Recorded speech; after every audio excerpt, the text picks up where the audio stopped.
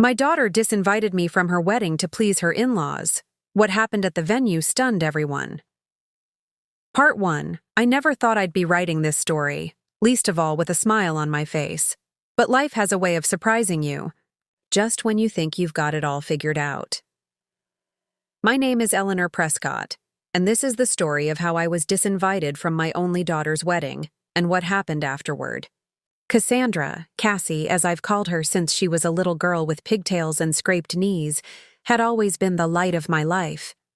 Her father, Thomas, left when she was only 7, claiming he wasn't cut out for family life.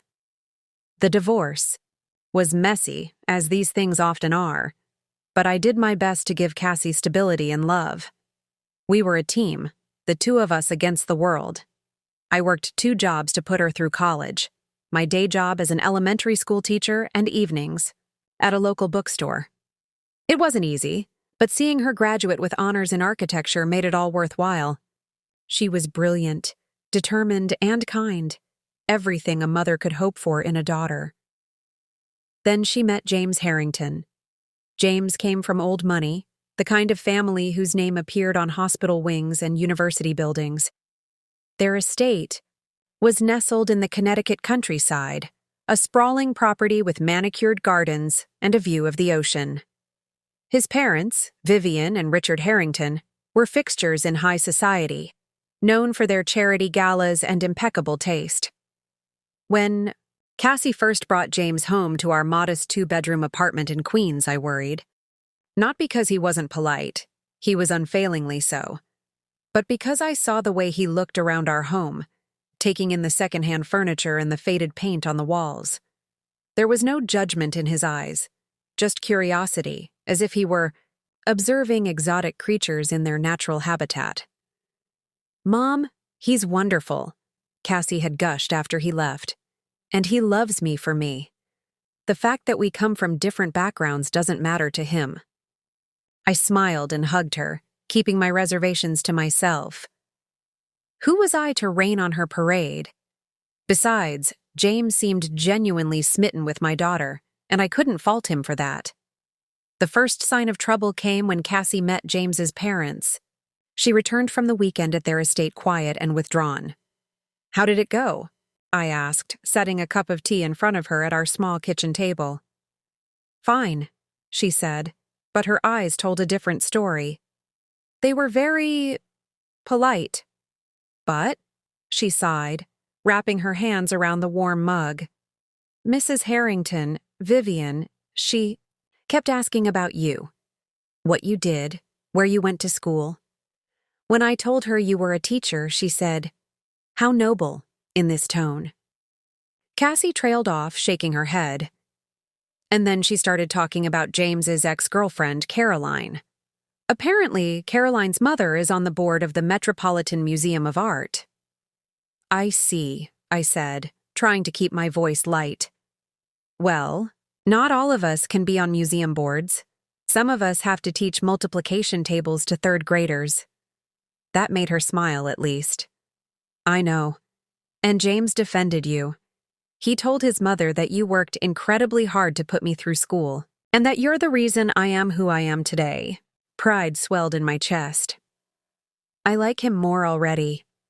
"You should have seen his mother's face," Cassie laughed, like she'd bitten into a lemon.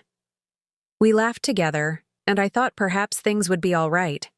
James seemed to understand what was important in life, even if his parents didn't. The proposal came 6 months later. James took Cassie to Paris, and proposed under the Eiffel Tower with a diamond ring that probably cost more than my annual salary. Cassie called me, breathless with excitement, and I cried tears of joy with her over the phone. "Mom, we want a small wedding," she told me when they returned. "Just family and close friends." "Whatever you want, sweetheart," I said. "It's your day." But it soon became clear that small meant different things to different people. The Harringtons' version of a small wedding still involved hundreds of guests, a historic cathedral, and a reception at their estate. "Vivian has been so helpful with the planning," Cassie told me during one of our weekly dinners. She knows all the best vendors, and they're giving us an incredible deal because of the Harrington name. I nodded, ignoring the twinge of jealousy. What did I know about planning high society weddings? I had married Thomas at City Hall, with only my parents and his brother as witnesses. We'd gone to a local Italian restaurant afterward, and I'd thought it was perfect at the time. That's wonderful, I said. But remember, this is your wedding. Make sure it reflects what you and James want, not just what his parents expect. She squeezed my hand. I know, Mom. Don't worry. But as the months passed, I watched my daughter transform. The Cassie who once wore jeans and t-shirts now appeared in designer clothes. Her naturally curly hair was straightened and highlighted. She began dropping names and talking about summer homes and yacht clubs as if she'd grown up with them. Cassie, I said gently one evening after she'd spent 10 minutes telling me about the simply divine caterer the Harringtons had insisted upon. You don't have to become someone else to fit into James's world. Her expression shuddered. I'm not becoming someone else. I'm growing, evolving. James's family has opened doors for me I never knew existed. I understand that, but… No, you don't understand, she cut me off. Something she'd never done before. You've never had these opportunities. You've never moved in these circles. The words stung like a slap. That's true, I said quietly. I was too busy raising you alone and making sure you had what you needed. Regret flashed across her face. I didn't mean it like that. I'm grateful for everything you've done for me, you know that. Do I? The question hung between us. She reached for my hand. Mom, please don't be like this. I'm happy. Isn't that what you always wanted for me? Of course it is, I sighed. I just want you to remember who you are. I know exactly who I am, she said firmly. I'm the woman James loves, and soon I'll be his wife. I let the subject drop, but the conversation left me uneasy. It felt like Cassie was slipping away from me, being absorbed into the Harrington family and their world of privilege. The real trouble began 3 months before the wedding, when the topic of my attire came up. Mom, Cassie said hesitantly, over brunch. Vivian suggested we go shopping for your mother of the bride outfit together. I raised an eyebrow. Did she? She knows all the best boutiques, Cassie continued, not meeting my eyes. And she has an excellent eye for what would be appropriate. Appropriate, I repeated. As opposed to what I might choose for myself? That's not what I meant, she protested, but her flush told me otherwise. Cassie, I may not shop at the places Vivian frequents, but I'm perfectly capable of finding a suitable dress for my daughter's wedding. She bit her lip. I know, but this is going to be a very high-profile event. The governor might even attend. Vivian just wants to make sure everything is perfect. Everything, including me, I said flatly. Mom, please. Can't you just try to get along with her? For my sake? The plea in her eyes wore me down. Fine, one shopping trip with Vivian, but I have veto power over anything she picks out. Cassie beamed. Thank you. You'll see. It'll be fun. It was. Not fun. Vivian Harrington was a tall, elegant woman with silver-streaked blonde hair and the kind of slim figure that came from a lifetime of disciplined eating and expensive personal trainers. She greeted me with air kisses and a smile that never reached her eyes. Eleanor, how delightful to finally spend some quality time together. Likewise, I lied. The boutique she took us to didn't have price tags on any of the dresses. Never. A good sign. The sales associate, who clearly knew Vivian well, brought out dress after dress in muted tones that Vivian declared would photograph well and not draw too much attention. I was thinking of something in blue, I said, after rejecting the 5th beige ensemble. It's my best color. Vivian's smile tightened. Blue is lovely, of course, but we've chosen a specific color palette for the wedding. Pastels and neutrals only. We wouldn't want anything to clash in the photos. I caught the plural. We've chosen. And wondered how much input Cassie actually had in these decisions.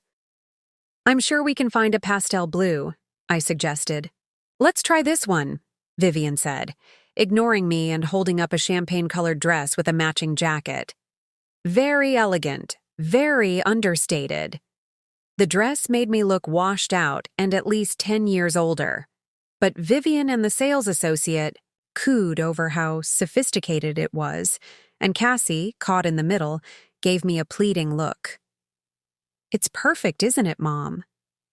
I looked at my beautiful daughter, so eager to please her future mother-in-law, and swallowed my objections. If you think so, sweetheart. The dress cost more than my monthly mortgage payment, but Vivian insisted on paying for it. My gift to you, she said magnanimously. I wanted to refuse, to tell her I could pay for my own clothes, but Cassie looked so relieved at the détente between us that I forced a smile and thanked Vivian. As we left the boutique, Vivian linked her arm through Cassie's. Now that's settled. We simply must discuss the seating chart. Eleanor, you'll be at the family table, of course, but we need to decide where to place you relative to Richard's sister. She can be rather particular. I trailed behind them, feeling increasingly like an afterthought in my own daughter's wedding. The weeks that followed brought more of the same. Every decision had already been made by the time I was consulted, if I was consulted at all. The invitations went out without my having seen the final design. The menu was set without anyone asking if I had preferences or dietary restrictions.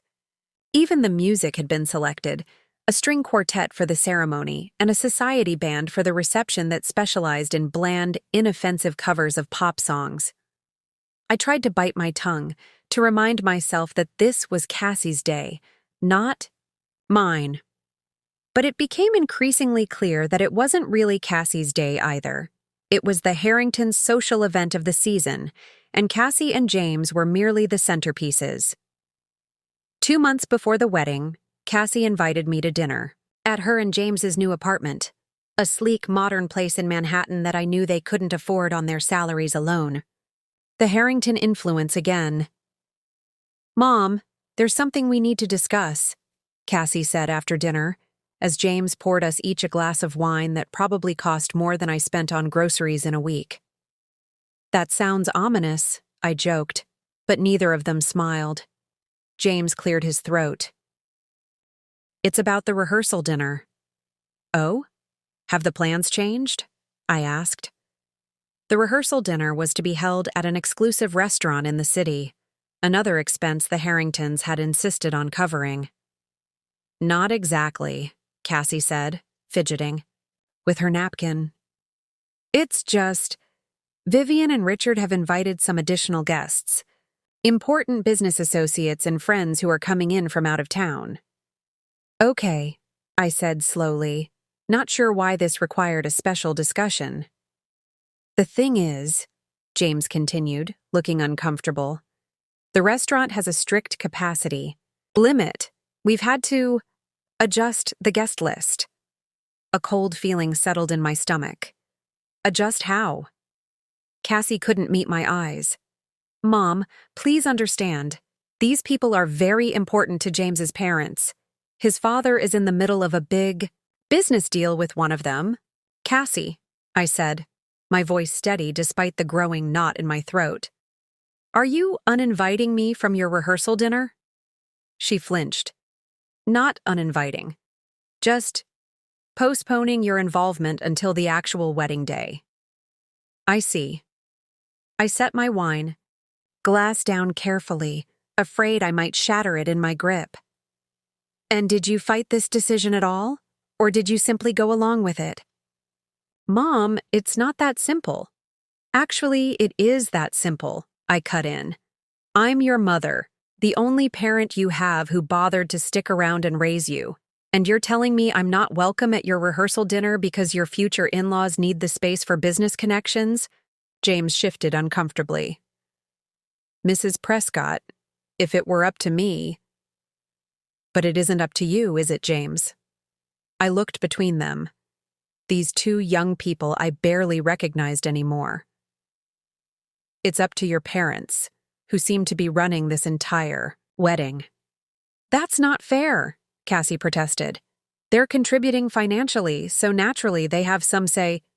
Some say? I laughed, a bitter sound that surprised even me. Cassie, they have every say, from the color of my dress to who gets to attend the events. Tell me, was there anything about this wedding that you actually decided? Her cheeks flushed with anger. You're being dramatic. This is one dinner, one night. Why can't you just understand and support me? Support you? I stood up, unable to sit still any longer. I have supported you your entire life. I worked myself to exhaustion to give you opportunities. I never missed a school play or a parent-teacher conference. I was there for every nightmare and every triumph, and now I'm being pushed aside because I don't fit into the perfect Harrington family tableau?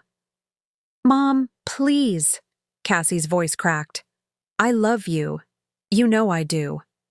But I love James too, and this is the family I'm marrying into.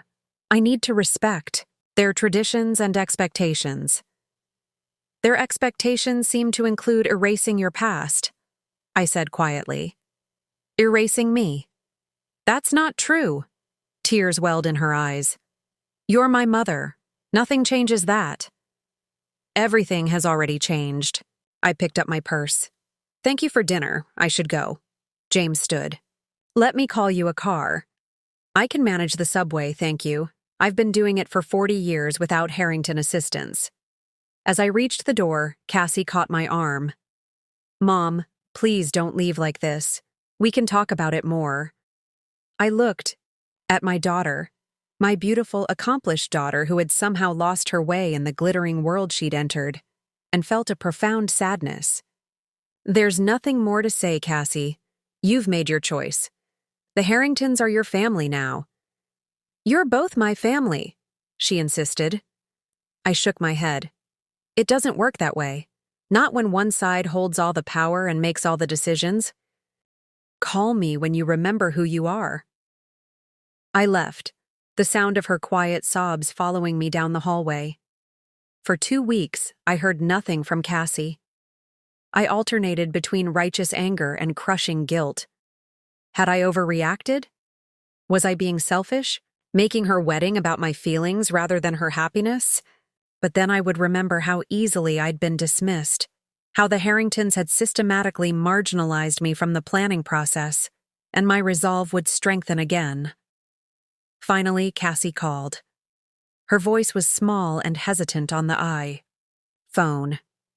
Mom? Can we talk? We met at a coffee shop halfway between our homes. Neutral territory. Cassie looked tired, with dark circles under her eyes that her expensive concealer couldn't quite hide. You're not sleeping, I said as soon as she sat down. She gave a wan smile. Is that your teacher voice? It's my mom voice. There's a difference. We fell into an awkward silence, both clutching our coffee cups like lifelines. I'm sorry, she finally said. About the rehearsal dinner. It was wrong to exclude you. Relief washed over me. Thank you for saying that. I've talked to James, and we're going to have a separate dinner the night before, just us and a few close friends, the people who really matter. I reached across the table and squeezed her hand. That sounds perfect. She squeezed back, but then bit her lip, a sure sign she had more to say. There's something else we need to discuss. Again, that cold feeling returned. What is it? She took a deep breath. It's about the wedding itself. There's been some concern about potential interactions between you and Dad. I blinked in surprise. Your father? What does he have to do with anything? She wouldn't meet my eyes. Vivian and Richard reached out to him. They think it's important for him to be there, for appearance's sake. He is my father, after all. The shock rendered me momentarily speechless. Thomas, who had walked out on us, who had missed Cassie's graduations and birthdays, who had contributed the bare minimum in child support and even less in emotional support, was being invited to the wedding by the Harringtons. "When was the last time you even spoke to your father?" I asked, struggling to keep my voice level. She fiddled with her napkin. "About a month ago, when the Harringtons contacted him. He's doing well. He has a new family in California. 2 sons." The casual way she imparted this information, that the man who had abandoned us had started another family, had the sons he'd always wanted, felt like a knife to my heart. "And the Harringtons decided to track him down and invite him to your wedding without discussing it with you first? They thought it would be a nice surprise," she said weakly. "A surprise," I repeated flatly. "Like a pony or a vacation, not reintroducing your absent father into your life. Mom, please try to understand. In their circle, appearances matter. Having both my parents at the wedding is expected. Even if one of those parents is virtually a stranger to you, even if seeing him will be painful for me." She let out a long breath. "That's actually what I wanted to talk to you about. The seating arrangements and the schedule are getting complicated, trying to make sure you and Dad don't have any awkward encounters." I stared at her, realization dawning. "Cassie, what exactly are you saying?" "The Harringtons think, and James agrees, that it might be best if you weren't both at the ceremony." She rushed on, words tumbling out. "You could still come to the reception, of course. By then, Dad will have left for his flight back to California.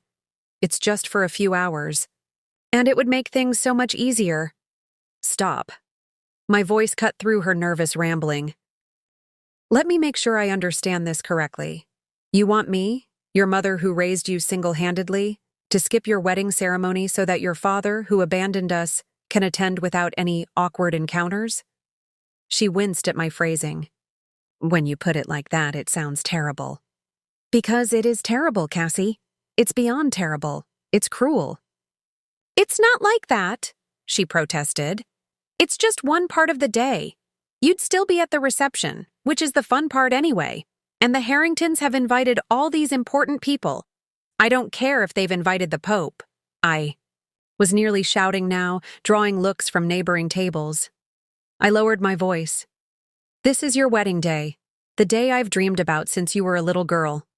And you want me to miss seeing you walk down the aisle so that your father can play his part in the Harringtons' perfect family fantasy?" Tears spilled down her cheeks. "Mom, please. I'm caught in the middle here. James's family has been so generous, and they're going to be my family too. I can't alienate them before the marriage even begins." "But you can alienate me?" I stood up, my legs shaky with anger and hurt. "I have tried, Cassie. I've tried to be understanding about the dress and the planning and even the rehearsal dinner. But this is asking too much." "Mom, wait. No." I gathered my things. "I won't wait any longer for you to remember what really matters. If you decide you want your actual mother at your wedding, all of your wedding, you know where to find me." I walked out, ignoring her calls behind me. In the taxi home, I finally let the tears come. Great heaving sobs that left me gasping for breath. How had it come to this? How had my bright, kind daughter been so thoroughly corrupted by wealth and status that she would choose appearances over love? For 3 days, I heard nothing. Then a courier delivered an envelope to my door. Inside was a check, a substantial one, with a note from Vivian Harrington. "Eleanor," it read in elegant script, "we understand this situation has been difficult for you. Please accept this as compensation for your inconvenience and to help offset any expenses you've already incurred for the wedding. We look forward to seeing you at the reception." Compensation. As if my broken heart could be mended with money. As if my place as Cassie's mother was a position that could be bought out. I tore the check into tiny pieces and flushed it down the toilet. That evening, my phone rang. It was James, not Cassie. "Mrs. Prescott," he said, sounding uncomfortable. "I wanted to check if you received the, package from my parents." "I received it," I said coldly, and disposed of it. I can't be bought, James, he sighed. That's not what it was intended to be. My parents were trying to make amends in the only way they know how. By throwing money at the problem being me. You're not a problem, he said quickly. You're Cassie's mother, and that's important. Important, but not important enough to witness my only daughter's marriage vows? There was a long pause. Mrs. Prescott, I love Cassie more than anything, and I know this situation is hurting her terribly. Then why are you allowing it to continue? Why aren't you standing up to your parents? Another sigh. It's complicated. My father, he's not just paying for the wedding, he's bringing me into the family business, setting us up financially. Our future depends on maintaining a good relationship with my parents. So your future depends on erasing Cassie's past? On excluding her mother from one of the most important moments of her life? It's not forever, he said weakly. Just until we're established. Then we can set more boundaries. I laughed bitterly. Oh, James, if you can't set boundaries now, you never will. The Harringtons will control your lives as long as you let them. I'm sorry you feel that way. His voice had gone cool and formal. The invitation to the reception stands. I hope you'll reconsider for Cassie's sake. After he hung up, I sat in my quiet apartment, surrounded by photos of Cassie growing up. Cassie with missing front teeth grinning at the camera, Cassie in her graduation cap, Cassie and me at the beach, our arms around each other. In every image, her eyes shone with the same light, the same essential Cassiness that I feared was being dimmed by the Harringtons' influence. For the next week, I went through the motions of daily life in a fog of grief. My colleagues at school noticed, but I brushed off their concerns. How could I explain that my daughter had chosen status and appearances over me? It sounded petty and melodramatic, even though the pain was very real. 10 days after my conversation with James, I received a formal envelope in the mail. Inside was a new invitation to the wedding reception only, with a handwritten note from Cassie. Mom, I know you're hurt and angry, and you have every right to be, but please don't miss my wedding day entirely. I need you there, even if it's just for the reception. I love you. Cassie. Need. Not want, but need. Despite everything, she still needed her mother. It wasn't enough, not nearly enough, but it was something to hold on to. I called her that evening. I got your note, I said when she answered. Are you coming? Her voice was small, hopeful. I closed my eyes, torn between pride and love.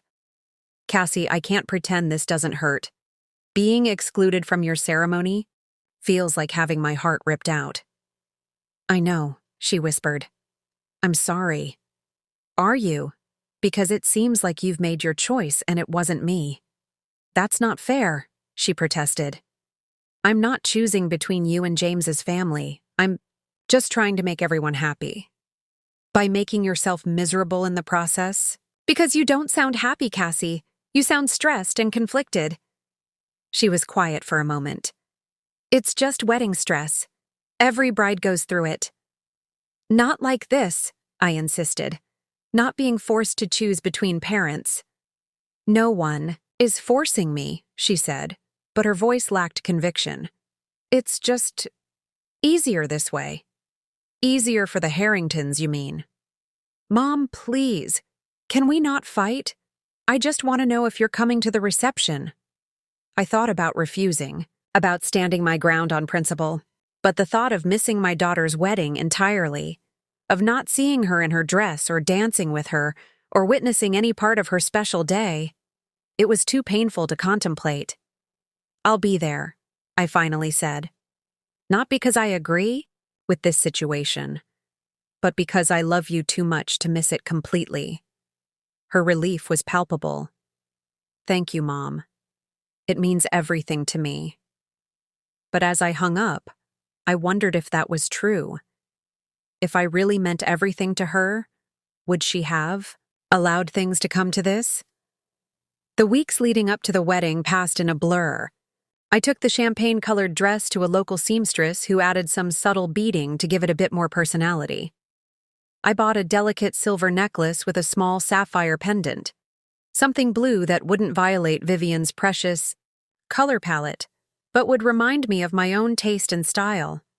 The night before the wedding, I attended the alternate rehearsal dinner Cassie had promised, a casual affair at a neighborhood Italian restaurant with just Cassie, James, and a few of their closest friends. It was the first time in months I'd seen my daughter relaxed and laughing, free from the Harringtons' watchful eyes. "You look happy," I told her as we hugged goodbye at the end of the evening. "I am," she said, squeezing me tight. "Thank you for coming tonight. It wouldn't have been the same without you." "I just wish I could be there tomorrow," I couldn't help adding, "to see you become Mrs. Harrington." Her smile faltered slightly. "I know, but we'll make the reception special, I promise. Save me. A dance?" "Always," I said, kissing her cheek. "I love you, Cassie." "Love you too, Mom." I went home and cried myself to sleep, mourning the loss of a moment I'd never get back. The wedding was scheduled for 2 p.m. at St. Thomas Church on 5th Avenue, with the reception to follow at 6 p.m. at the Harrington estate. I spent the morning trying to distract myself, cleaning my apartment with furious energy, but by noon, I was too restless to stay indoors. I walked to Central Park, watching happy families enjoying the spring sunshine, couples holding hands, children chasing each other across the grass. Somewhere across the city, my daughter was getting ready to walk down the aisle. Was she nervous? Excited? Having second thoughts? I wouldn't be there to smooth her veil or tell her how beautiful she looked or give her a last motherly pep talk before she took this monumental step. All because Thomas, who had contributed nothing to Cassie's upbringing, fit better into the Harringtons' idea of what a family should look like. All because I was a reminder of Cassie's middle-class roots, which apparently embarrassed her new aristocratic in-laws.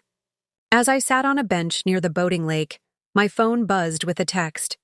It was from Marissa, Cassie's best friend since college and one of her bridesmaids. "She misses you," the text read. "Hasn't stopped looking at the door. Still time to come. Church-side entrance, no one would know until you're already seated." My heart raced. Was Marissa suggesting I crash the ceremony? Show up uninvited and potentially cause a scene? The old Eleanor would never have considered such a thing. I was a rule follower, a peacekeeper. I had raised Cassie to respect boundaries and honor commitments. But I had also raised her to stand up for what was right, to value love over appearances. And something in me rebelled at the thought of Thomas. Thomas, who had missed her childhood, who hadn't earned the right, walking my daughter down the aisle while I sat alone in a park. Before I could talk myself out of it, I hailed a taxi. "St. Thomas Church on 5th Avenue, I told the driver. "And hurry, please." As the taxi wove through Manhattan traffic, I smoothed my hair and checked my makeup in my compact mirror. I wasn't dressed for a wedding.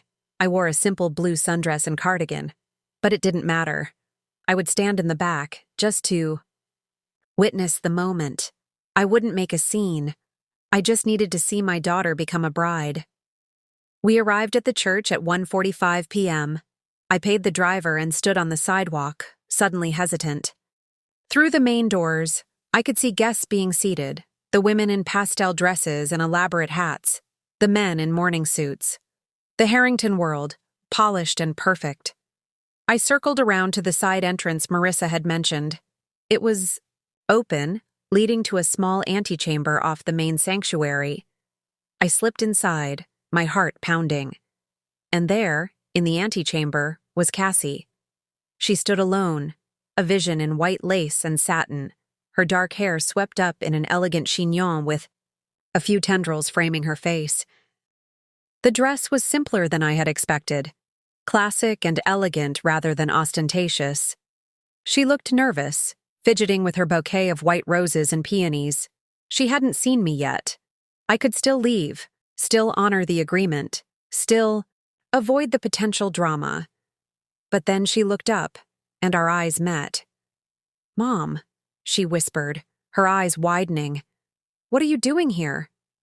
"Marissa texted me," I said, taking a step forward. I couldn't miss seeing you as a bride. I'll go before anyone notices. I just wanted to tell you how beautiful you look." To my surprise, tears welled in her eyes. "You came," she said, her voice breaking. "Even after everything." "Of course I came. I'm your mother. There's nowhere else I should be today." She set down her bouquet and crossed the room to me, gathering me in a careful hug to avoid wrinkling her dress. "I'm so sorry," she whispered against my hair. "This whole thing has been such a mess. I never should have agreed to exclude you." I pulled back to look at her. "It's not too late to change your mind. I'd be honored to watch you get married, even from the back row." She bit her lip, conflict clear on her face. "The Harringtons would be furious. And Dad is waiting to walk me down the aisle." "Then I'll go," I said quickly. "The last thing I want is to ruin your day. I just needed to see you, to tell you I love you." "No, wait." She caught my hand as I turned to leave. "I need to tell you something." Last night, after the dinner, James and I had a long talk. About the wedding, about our future, about what's really important. "And what did you decide?" She squared her shoulders, sudden determination replacing the conflict in her eyes. "That it's time I stopped trying to please everyone else and started honoring what I know is right." Before I could ask what she meant, the door opened and Thomas walked in. My ex-husband had aged well, damn him. His hair was silver at the temples now, but he was still handsome, still carried himself with that same confidence that had attracted me decades ago. He wore an expensive suit and a boutonniere that matched Cassie's bouquet. He stopped short when he saw me. "Eleanor, what are you doing here?" "Hello, Thomas," I said coolly. "You look well." "You too," he said, recovering quickly. "It's been a long time." Cassie looked between us, her expression unreadable. Then she picked up her bouquet and took a deep breath. "Dad," she said firmly, "there's been a change of plans." Thomas frowned. "What do you mean?" "I'll continue the story for you, picking up from where we left off." James squared his shoulders and said, "Let me handle my parents. It's time I stood up to them anyway." He looked at his watch. "The ceremony was supposed to start 10 minutes ago. We should get moving." Cassie took a deep breath, smoothing down the front of her gown. "Mom, there's a spare bouquet for the mother of the bride in the anteroom. Can you grab it while I explain the new plan to the wedding coordinator?" I nodded, still somewhat dazed by this turn of events. As I fetched the small bouquet of white roses in baby's breath, I could hear muffled voices from the main chamber. The wedding coordinator's concerned tone, James's firm responses, and Cassie's determined explanations. When I returned, the coordinator, a thin woman with a clipboard and a barely concealed expression of panic, was speaking rapidly into her headset. "Yes, change of plans. Both parents. Yes, both. I know what Mrs. Harrington said, but the bride insists." She gave us a tight smile. "We're ready when you are." Thomas stood awkwardly at my side. "Eleanor, I know this doesn't make up for anything, but I want you to know I'm glad Cassie had you." She turned out wonderfully. "Save it," I whispered, not unkindly. "Today isn't about us." The coordinator positioned us at the entrance to the main chapel, Thomas on Cassie's right, me on her left. I had a brief glimpse of the packed church. Hundreds of guests in designer clothes, elaborate floral arrangements adorning every surface, and at the front, James standing tall beside the minister. And then the music changed. The traditional wedding march began, and all the guests rose to their feet, turning to look at the bride. There was an audible gasp as they saw the three of us. I caught sight of Vivian Harrington in the front row, her face a mask of frozen horror as she realized what was happening. Beside her, Richard Harrington's complexion had turned an alarming shade of purple, but none of that mattered. What mattered was the radiant smile on my daughter's face as we began our walk down the aisle. Her grip on my arm was tight, and I could feel a slight tremor in her fingers, but her steps were sure. Halfway down the aisle, I heard her whisper, "I love you, Mom." "I love you too, sweetheart," I whispered back, my heart so full it might burst. When we reached the altar, the minister looked momentarily confused but recovered quickly. "Who gives this woman to be married to this man?" Thomas and I exchanged a glance, and then, in unison, we said, "We do." I kissed Cassie's cheek, and even Thomas managed an awkward pat on her shoulder before we took our seats. I in the front row on the bride's side, Thomas several rows back where the coordinator hastily arranged a place for him. From my seat, I had a perfect view of my daughter's face as she and James exchanged vows. The love between them was palpable, and I felt my earlier doubts about James begin to fade. Whatever pressures his family had exerted, in this moment, he was clearly choosing Cassie and their future together over his parents' expectations. "I now pronounce you husband and wife," the minister said at last. "You may kiss the bride."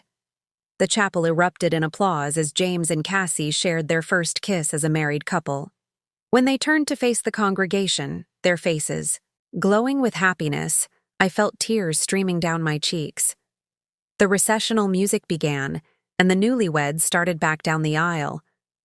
As they passed my row, Cassie reached out and squeezed my hand, her eyes conveying a lifetime of love and gratitude. The rest of the ceremony proceeded in a blur. The receiving line, the photographs, where the photographer, clearly briefed by the Harringtons, tried to separate me from the family groupings until Cassie and James insisted I be included. And, finally, the short drive to the Harrington estate for the reception. I had expected the estate to be impressive, but nothing prepared me for the reality. The sprawling mansion sat on manicured grounds that seemed to stretch for acres, with views of the Long Island Sound in the distance. For the reception, a massive tent had been erected on the lawn, draped in twinkling lights and filled with round tables adorned with elaborate floral centerpieces. As the mother of the bride, I was seated at the head table with Cassie, James, and the Harringtons. The tension was thick enough to cut with a knife. Vivian barely acknowledged my presence, and Richard seemed to be drowning his displeasure in expensive scotch. "Mrs. Prescott," Vivian finally said during the salad course, her voice dripping with forced politeness. "What a surprise to see you at the ceremony. We had understood there was a different arrangement."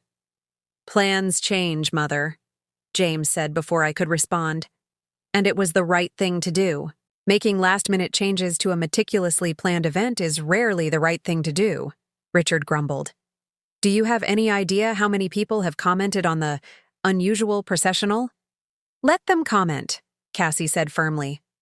"I'm proud of how I entered my marriage, with truth and authenticity." Vivian's smile tightened further. "Well, what's done is done. Although I do wish you had consulted us before making such a dramatic deviation from tradition. Like you consulted Cassie before inviting her estranged father to the wedding?" I couldn't help asking, my voice sweet, but my eyes steely. A hush fell over our table. Even the servers seemed to pause in their movements. "We thought it would make the day more special," Vivian said finally. "Every bride should have her father walk her down the aisle. Every bride should have her wishes respected," I countered, "especially by her new family." "Perhaps this isn't the best time for this discussion," James interjected diplomatically. "Today is about celebration, not confrontation." Cassie reached across the table and took my hand. "I'm just glad everything worked out the way it did. Having both my parents with me felt right." I squeezed her hand, silently thanking her for her graciousness. The conversation shifted to safer topics, though the underlying tension remained. After dinner came the traditional first dance, Cassie and James swaying to a classic love song as guests looked on. Then James danced with his mother, and it was time for the father-daughter dance. I watched from my seat as Thomas led Cassie onto the floor, moving awkwardly to the music. It was clear they had no comfortable rhythm together, no history of such moments to draw upon. Cassie maintained her smile, but I could see the stiffness in her posture. Then, halfway through the song, Cassie stopped dancing. She said something to Thomas, who nodded and stepped back. She walked to the edge of the dance floor, directly to where I sat, and extended her hand. "Mom," she said loud enough for nearby, "tables to hear. Will you dance with me?" Murmurs rippled through the crowd. This was another departure from tradition, another break in the Harringtons' carefully choreographed event. But as I took my daughter's hand and joined her on the dance floor, I couldn't have cared less about what anyone thought. We danced as we had so many times in our small apartment kitchen over the years, in perfect sync, laughing when I twirled. Her and she twirled me in return. The photographer captured it all, the radiant bride and her mother, sharing a moment of pure joy amidst the opulence and pretension. "Thank you," I whispered as the song drew to a close, "for including me in your day. Thank you for never giving up on me," she whispered back, "even when I almost gave up on myself." As we left the dance floor, I noticed Vivian watching us, her expression unreadable. But beside her, several older women were dabbing at their eyes with cocktail napkins, clearly moved by our dance. The rest of the evening passed more pleasantly. Perhaps it was the excellent champagne, or perhaps the Harringtons had realized they couldn't control everything after all. But the atmosphere gradually relaxed.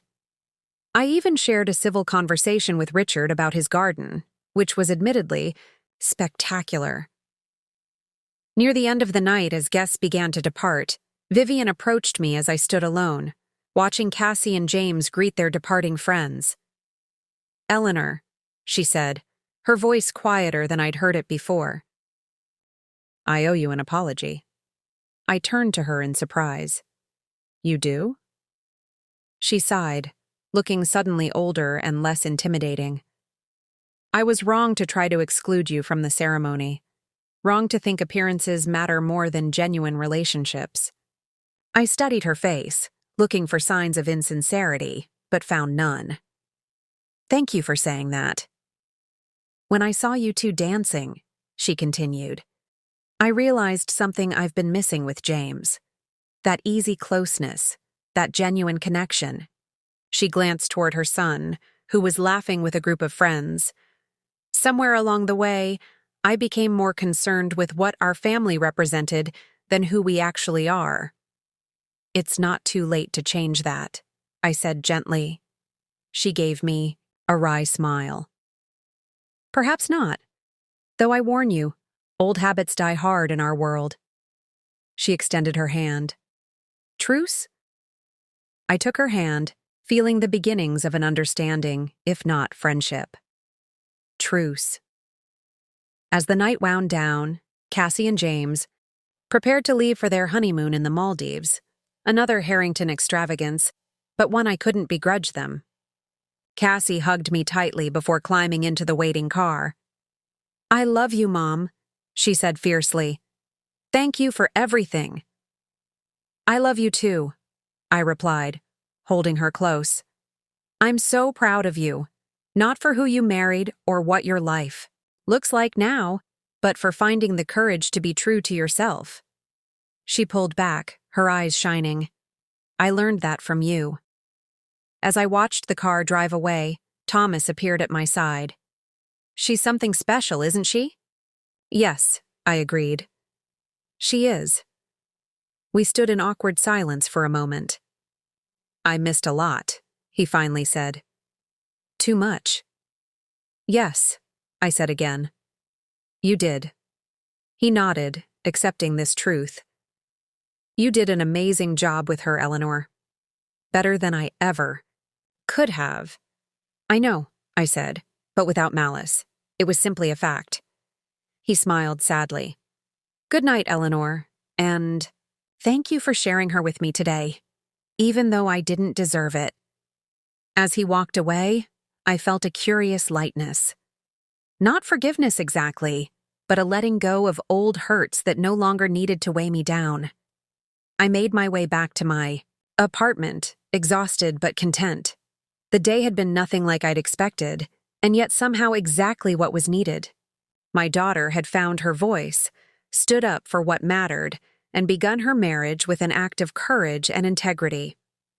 What more could any mother wish for? Part 2. The months following Cassie and James's wedding brought changes I never expected. The first surprise came 3 weeks after they returned from their honeymoon, when Cassie called to invite me to Sunday dinner at the Harrington estate. Are you sure that's a good idea? I asked cautiously. While the wedding had ended on a cordial note, I wasn't eager to subject myself to more of Vivian's barely concealed disdain. It was Vivian's idea, actually, Cassie said, and I could hear the surprise in her voice too. She specifically asked that you come. Well, that's unexpected. James says she's been different since the wedding, more reflective, and apparently she was impressed by how you handled everything. So I found myself driving up the long, winding driveway to the Harrington mansion on a beautiful September Sunday, bearing a homemade apple pie as my contribution to the meal. My simple Honda looked out of place among the luxury vehicles parked in the circular drive, but I refused to feel intimidated. To my astonishment, Vivian herself opened the door when I rang the bell. Eleanor, she greeted me, with what appeared to be a genuine smile. I'm so glad you could join us.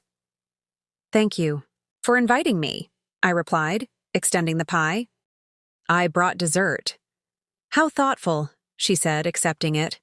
Richard loves apple pie. Please come in. The interior of the mansion was just as impressive as I'd imagined. Soaring ceilings, antique furniture, artwork that probably cost more than my annual salary on every wall.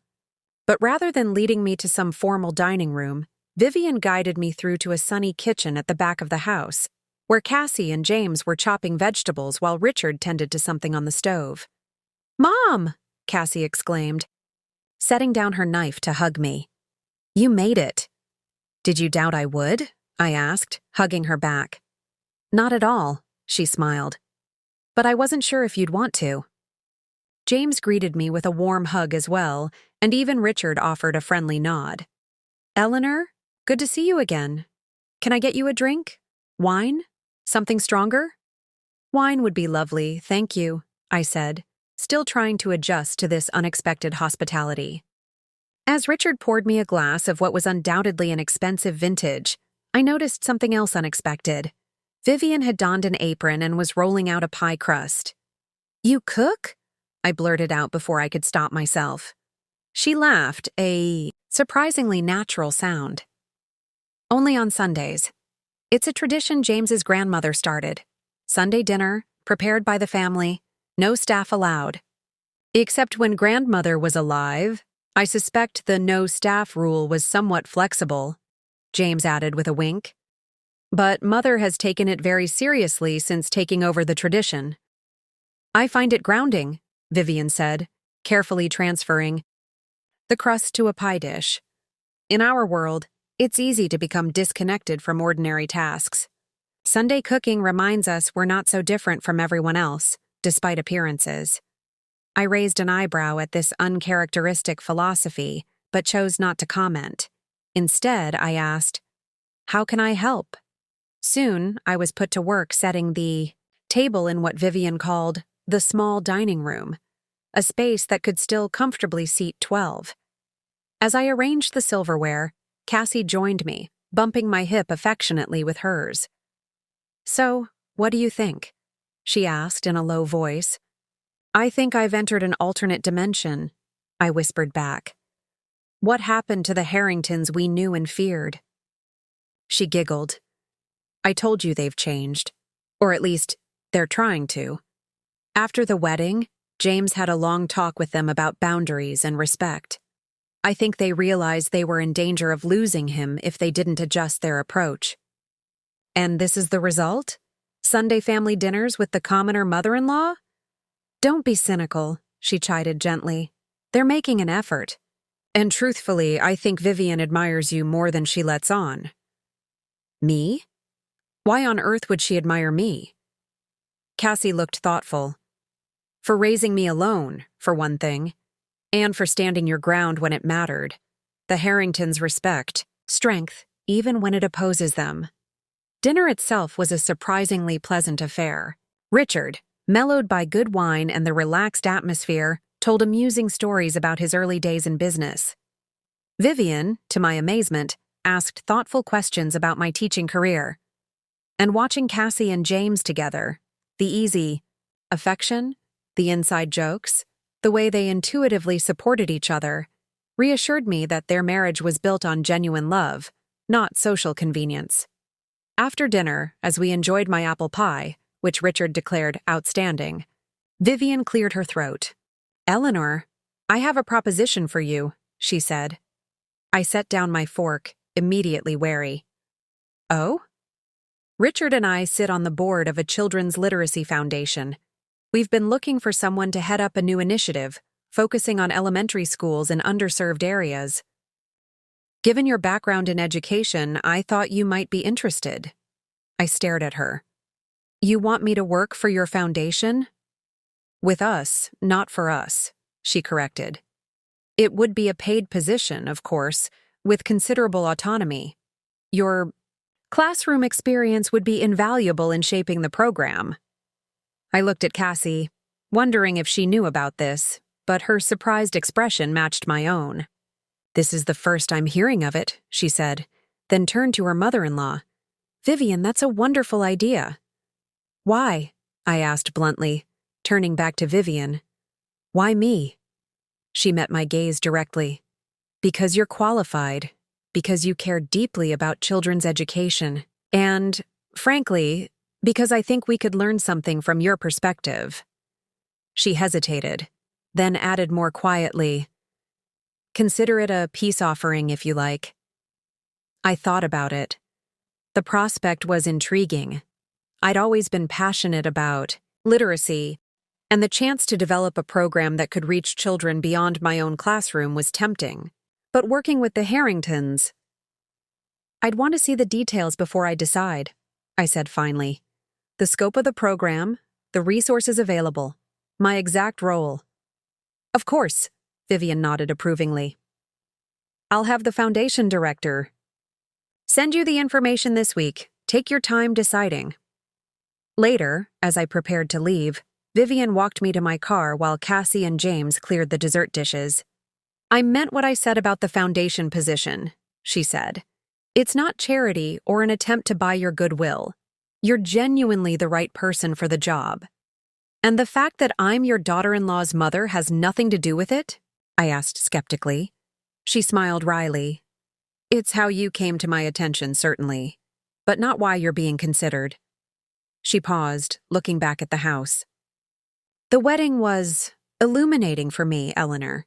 Seeing the relationship you and Cassie have, it made me question some of my priorities." "Better late than never, I suppose," I couldn't help saying. To my surprise, she laughed. "Indeed. I've always considered myself a pragmatist, Eleanor. When something doesn't work, I change my approach. My approach to James and Cassie's marriage clearly wasn't working. And your new approach includes Sunday dinners and job offers?" "My new approach includes recognizing that family is about more than appearances or social standing," she said seriously. "I've spent a lifetime building connections that serve a purpose: business, social advancement, philanthropy. I'm not very good at connections that exist solely for their own sake. But I'm trying to learn." The sincerity in her voice was unexpected, and I found myself softening toward her. "Sunday dinner was nice," I admitted. "Thank you for including me." "We'd like to make it a regular thing," she said, "if you're amenable." As I drove home that evening, I reflected on how dramatically things had changed in just a few months. The Harringtons were still the Harringtons, privileged, somewhat, rigid, accustomed to controlling their environment. But they were making an effort to evolve, to accommodate the new family dynamics created by James and Cassie's marriage. And so, a new pattern emerged in our lives. Sunday dinners at the Harrington estate became a weekly tradition. Sometimes, just the five of us. Sometimes with the addition of James's sister Julia and her husband when they were in town from London. Occasionally with Richard and Vivian's friends or business associates added to the mix. But always with me included, increasingly treated as part of the family rather than an awkward addition. After careful consideration, I accepted the position with the Harrington Literacy Foundation, working 3 days a week while continuing my classroom teaching the other 2 days. The work was rewarding, and to my surprise, Vivian proved to be a supportive and insightful collaborator, her business acumen complementing my educational expertise. 6 months after the wedding, Cassie and James invited me to dinner at their apartment, not the Harrington estate, but their own home. Over coffee and dessert, they shared their news. "Mom," Cassie said, her eyes shining, "you're going to be a grandmother." Joy erupted within me. "A baby? You're having a baby?" James beamed proudly as Cassie nodded. "Due in July. We wanted you to be the first to know." I hugged them both, tears streaming down my face. "I'm so happy for you, for all of us." Later, that night, after returning home, I found myself looking at old photographs again. Cassie as a baby, Cassie taking her first steps, Cassie on her first day of school. Now she would experience these milestones from the other side, as a mother herself. The circle of life continuing, expanding to include new generations. The Harringtons received the news with equal enthusiasm, Vivian immediately beginning plans for the most elaborate nursery known to mankind. But when Cassie gently suggested they wanted a simpler approach, focusing on sustainability and natural materials, Vivian surprised everyone by adapting her plans accordingly. "I'm learning," she told me one day as we reviewed literacy program. Data in her home office. "Slowly, perhaps, but I am learning." As Cassie's pregnancy progressed, an unexpected bond formed between me and Vivian. Despite our different worlds, we shared a common joy in the forthcoming grandchild and a desire to support Cassie through her journey to motherhood. Vivian sought my advice on practical matters. Which baby equipment was actually necessary versus what was marketing hype? How to organize a nursery for convenience rather than just aesthetics. In return, I gained insight into Vivian's world. I learned about the pressures and expectations that had shaped her, the rigid upbringing that had taught her to value appearance and status above personal happiness. I began to understand how her controlling nature stemmed from a deep-seated fear of disorder and unpredictability. "My father lost everything when I was 12, she confided one evening as we sat on her terrace, watching the sunset over the Sound. "Bad investments? Worse luck. We went from a life much like this," she gestured at the expansive grounds, "to a 2-room apartment above a hardware store. My mother never recovered from the shock. She died within a year." "I'm sorry," I said, seeing the old pain in her eyes. "I swore then that I would never be vulnerable that way, that I would build something solid, impervious to chance or bad luck." She sipped her wine. "When James fell in love with Cassie, I saw it as a threat to that security. Not because of Cassie herself, she's a remarkable young woman, but because she represented an unknown variable, someone not raised with the same values and priorities. And now," she smiled ruefully, "and now I realize that the very qualities I feared, her independence, her different perspective, are exactly what James needed, what our whole family needed, to be honest." When Cassie went into labor 3 weeks early, it was Vivian who called to alert me, sending a car to bring me to the hospital. We spent 15 hours together in the waiting room, Richard and Vivian's world of privilege meaningless in the face of nature's timetable. "Were you there when James was born?" I asked during hour 12. both of us exhausted but too anxious to sleep. No, she admitted. It wasn't done in our circle back then. Richard's mother arranged for the best private hospital suite, the best obstetrician. I arrived already medicated and woke up with a baby. You missed the miracle, I said softly. She nodded. One of many I missed, I suspect, in pursuit of doing things the right way. When James finally emerged from the delivery room, his face alight with wonder, we both rose as one. A girl, he announced. 5 pounds, 7 ounces, both doing well. I exchanged a glance with Vivian, solidarity in our shared relief and joy. When we were allowed in to see Cassie and the baby, I held back, gesturing for Vivian to go first. She approached the bed tentatively, her usual confidence absent as she gazed at her new granddaughter.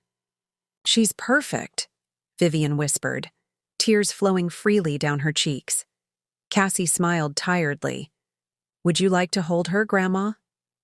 The transformation in Vivian's face as she cradled the tiny bundle was remarkable. Years of carefully maintained. Poise and dignity melting away to reveal pure, unguarded love. Have you decided on a name? Richard asked, his own eyes suspiciously bright as he looked over his wife's shoulder at the baby. James and Cassie exchanged a look. We have, Cassie said. We'd like you to meet Eleanor Vivian Harrington. I gasped, softly, as did Vivian. Eleanor for my mother, who taught me strength and unconditional love, Cassie explained. And Vivian for her grandmother, who's shown us that it's never too late to open your heart to new possibilities. It's perfect, I managed to say through my tears. Vivian, still holding the baby, crossed to stand beside me. Eleanor, she said softly, would you like to hold your namesake? As she carefully transferred the tiny bundle to my arms, our eyes met over the baby's head. In that moment, something shifted between us. Not friendship exactly, but a mutual respect and understanding that transcended our differences. She'll have the best of both worlds, Vivian said quietly. Your warmth and authenticity, our resources, and connections. She'll never have to choose. No, I agreed, gazing down at the perfect little face. She'll have it all. Little Ellie, as we came to call her, grew into a delightful child, inheriting Cassie's creativity, James's analytical mind, and a determined spirit all her own. And true to Vivian's prediction, she benefited from the different strengths of her extended family. I taught her to bake cookies, to build fairy houses in the garden, to find joy in simple pleasures. Vivian introduced her to art museums, classical music, and the importance of giving back through philanthropy.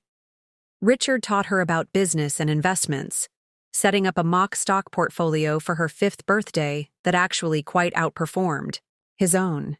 And James and Cassie provided the secure, loving foundation that allowed her to explore all these influences and integrate them into her unique personality.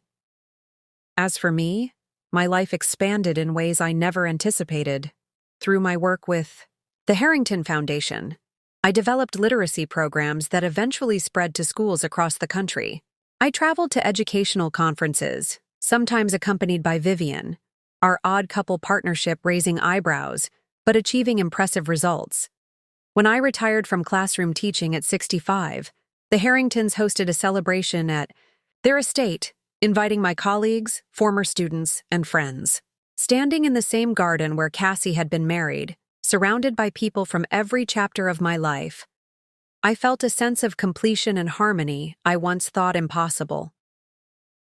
Happy retirement, Eleanor, Vivian said, handing me a glass of champagne. She had aged elegantly, her silver hair now completely white, but still impeccably styled. Though I use the term loosely, since you're still working more hours at the foundation than most people do at their regular jobs. I laughed. There's still so much to do. And I'm discovering I quite enjoy being a workaholic in my senior years. 2 unexpected partnerships, she said, raising her glass. And to family, I added, clinking my glass against hers, in all its complex, imperfect forms. Across the lawn, I could see Cassie and James, now with 3 children, Ellie and the twin boys who had followed 3 years later.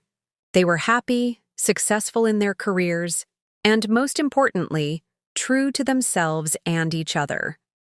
They had created a marriage that honored both their backgrounds while forging something new and distinctly their own. And it had all begun with that fateful wedding day when plans went awry, truths were spoken, and everyone was stunned by what really matters in the end. Not appearances or traditions or social standing, but love, authenticity, and the courage to stand up for both. Part 3. 10 years after Cassie and James's wedding, I found myself on the terrace of the Harrington estate, watching my grandchildren play on the expansive lawn below. 11-year-old Ellie was organizing some elaborate game with her 8-year-old. Twin brothers, William and Thomas, her natural leadership evident in the way the boys followed her directions despite their occasional protests. "She reminds me of you," said a voice beside me. Vivian settled into the adjacent chair, offering me a glass of iced tea. That quiet authority. You never raised your voice with Cassie, yet she always listened to you. I smiled, accepting the drink. Ellie has more of you in her than anyone admits. That strategic mind, always 3 steps ahead. Vivian laughed softly. Perhaps, though I hope she uses her powers for good rather than social manipulation. With Cassie and James as parents, I think she's on the right track. We sat in comfortable silence, watching the children play. It still amazed me sometimes, this easy companionship with a woman I once viewed as my adversary. Over the years, our forced alliance had evolved into a genuine friendship, built on mutual respect and shared love for our expanding family. "I've been thinking about the wedding," Vivian said suddenly. "How differently everything could have turned out if Cassie hadn't found her courage that day. Or if James hadn't supported her," I added. That was the moment I knew he truly deserved her. Vivian nodded thoughtfully. "I was furious at the time, you know. I thought they were being deliberately provocative, embarrassing us in front of our friends. It took me weeks to realize they weren't making a statement against us. They were making a statement for themselves." "Better late than never," I said, echoing the phrase I'd used years ago, but this time with genuine warmth rather than sarcasm. "Indeed." She glanced at me sideways. "You know, Richard and I had our 45th anniversary last month. I remember. The party was lovely. It had been an elegant affair, though smaller and more intimate than the Harringtons would have hosted in their previous life. What you don't know is that we nearly separated 4 years ago." I turned to her in surprise. "You and Richard? I had no idea." She stared out at the horizon, her profile regal as ever but softened by age.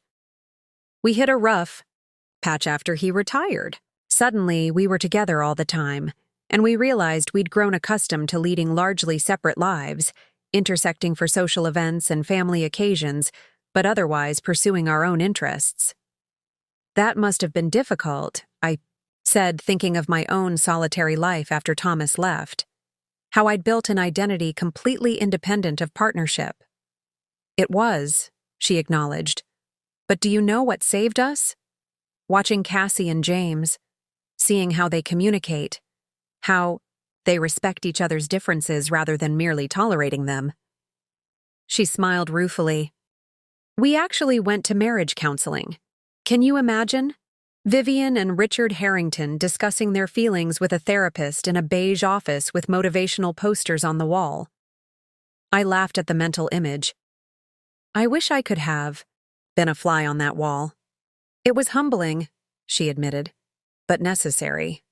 And now, she gestured toward the lawn, where Richard had joined the children's game, allowing himself to be dramatically shot by William's finger gun and falling to the ground with exaggerated death throes. Now we're happier than we've been in decades. Down on the lawn, Richard spotted us watching and waved, his distinguished features alight with playful joy. He's good with them, I observed. He's become a wonderful grandfather. Better than he was a father, I think, Vivian said with unexpected candor. We were so focused on preparing James for his role, his responsibilities, that we sometimes forgot to just enjoy him as a person, she sighed. So many regrets. But so many second chances, too, I reminded her. That's the beauty of family. It keeps evolving, offering new opportunities to get it right. Just then, my phone chimed with a text message.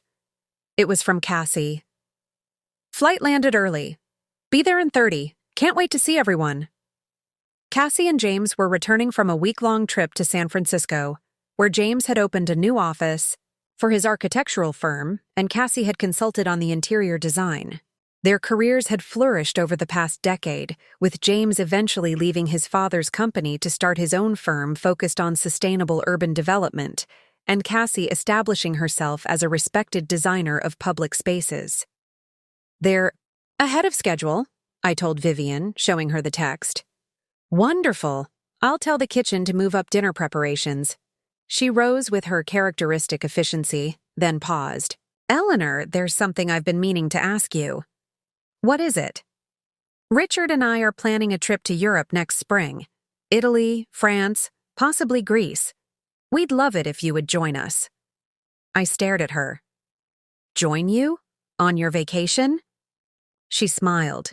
Is it so strange? We enjoy your company. And I recall you once mentioning that you've never been to Florence.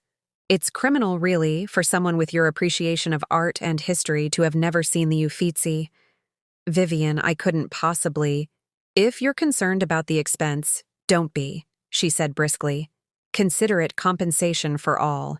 The pro bono consulting you've been doing for the Foundation's new literacy initiative. That's not it, I protested. It's just, a family vacation should be for family. She gave me a look that managed to be both exasperated and affectionate. Eleanor Prescott, when will you accept that you are family? Not an adjunct or an accommodation, but an essential part of who we are now. Before I could respond, the children spotted a car coming up the driveway and erupted in excited shouts.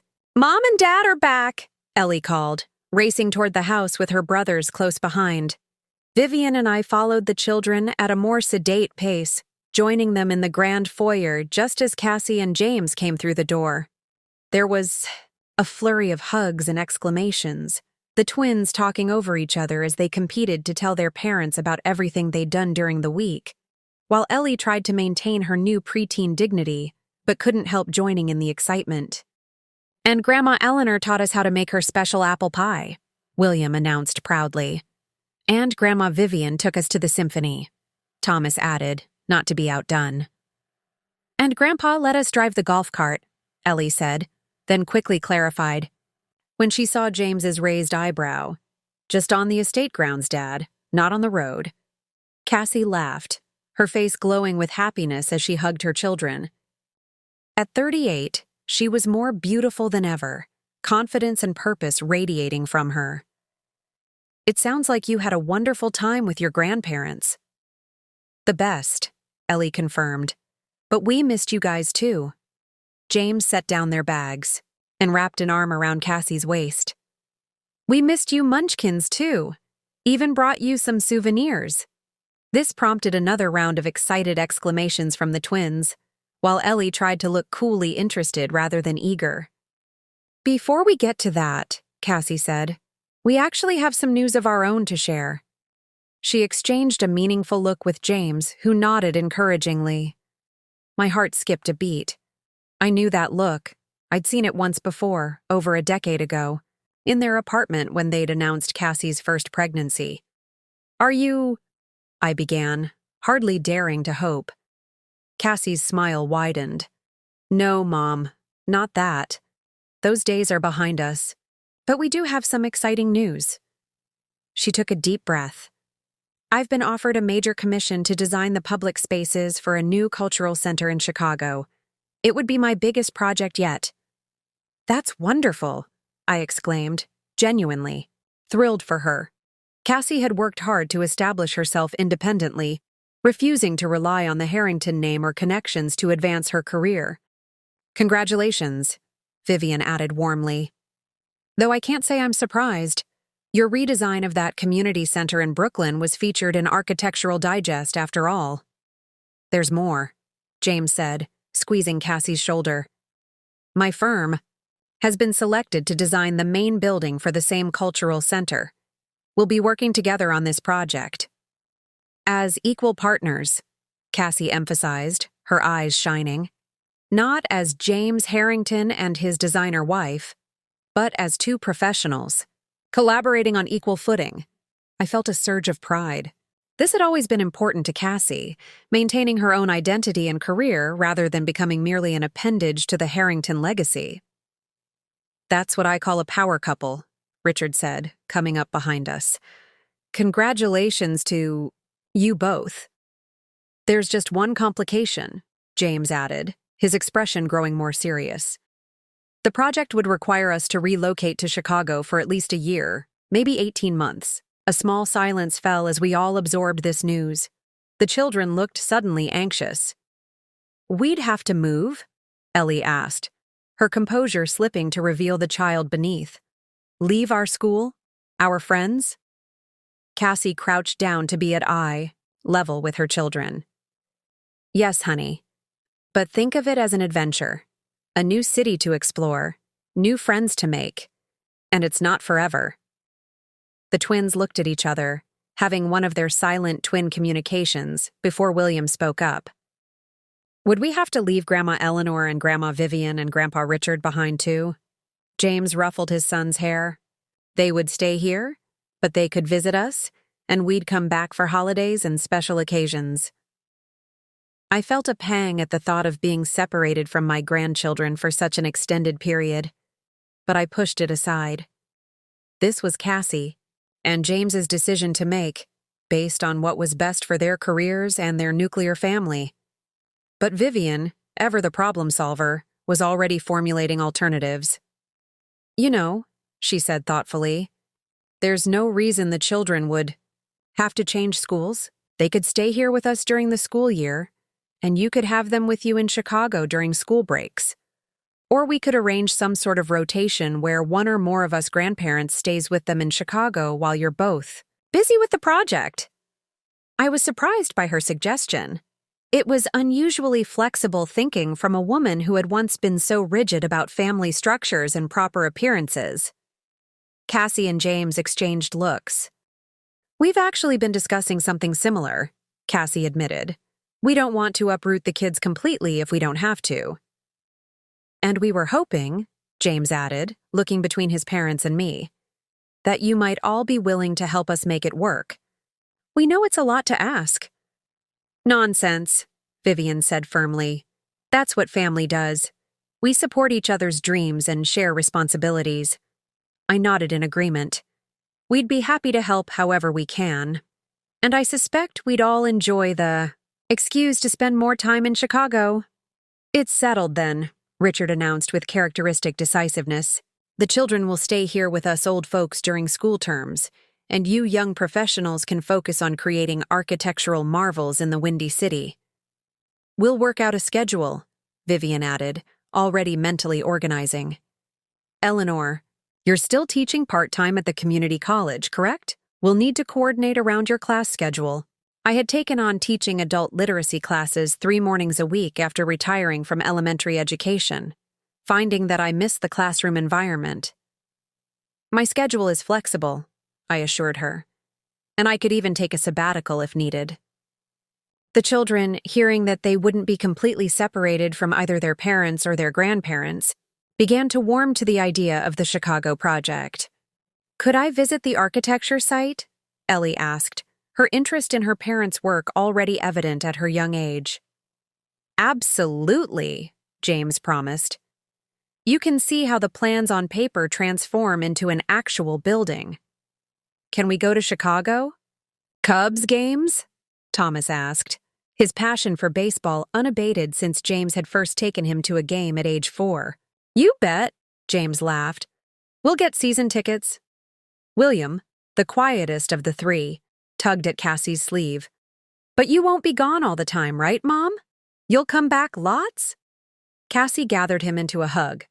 So often you'll be sick of seeing us, buddy, and you can video call us every single day. As the family discussion continued, I found myself reflecting on how far we had all come.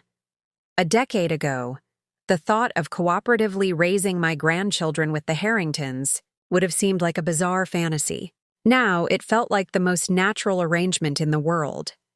That evening, after a celebratory dinner and once the children were in bed, the 5 adults gathered in Richard's study, a wood-paneled room that had gradually evolved from a formal, intimidating space to a comfortable family gathering spot, with children's artwork now displayed alongside the expensive art collection.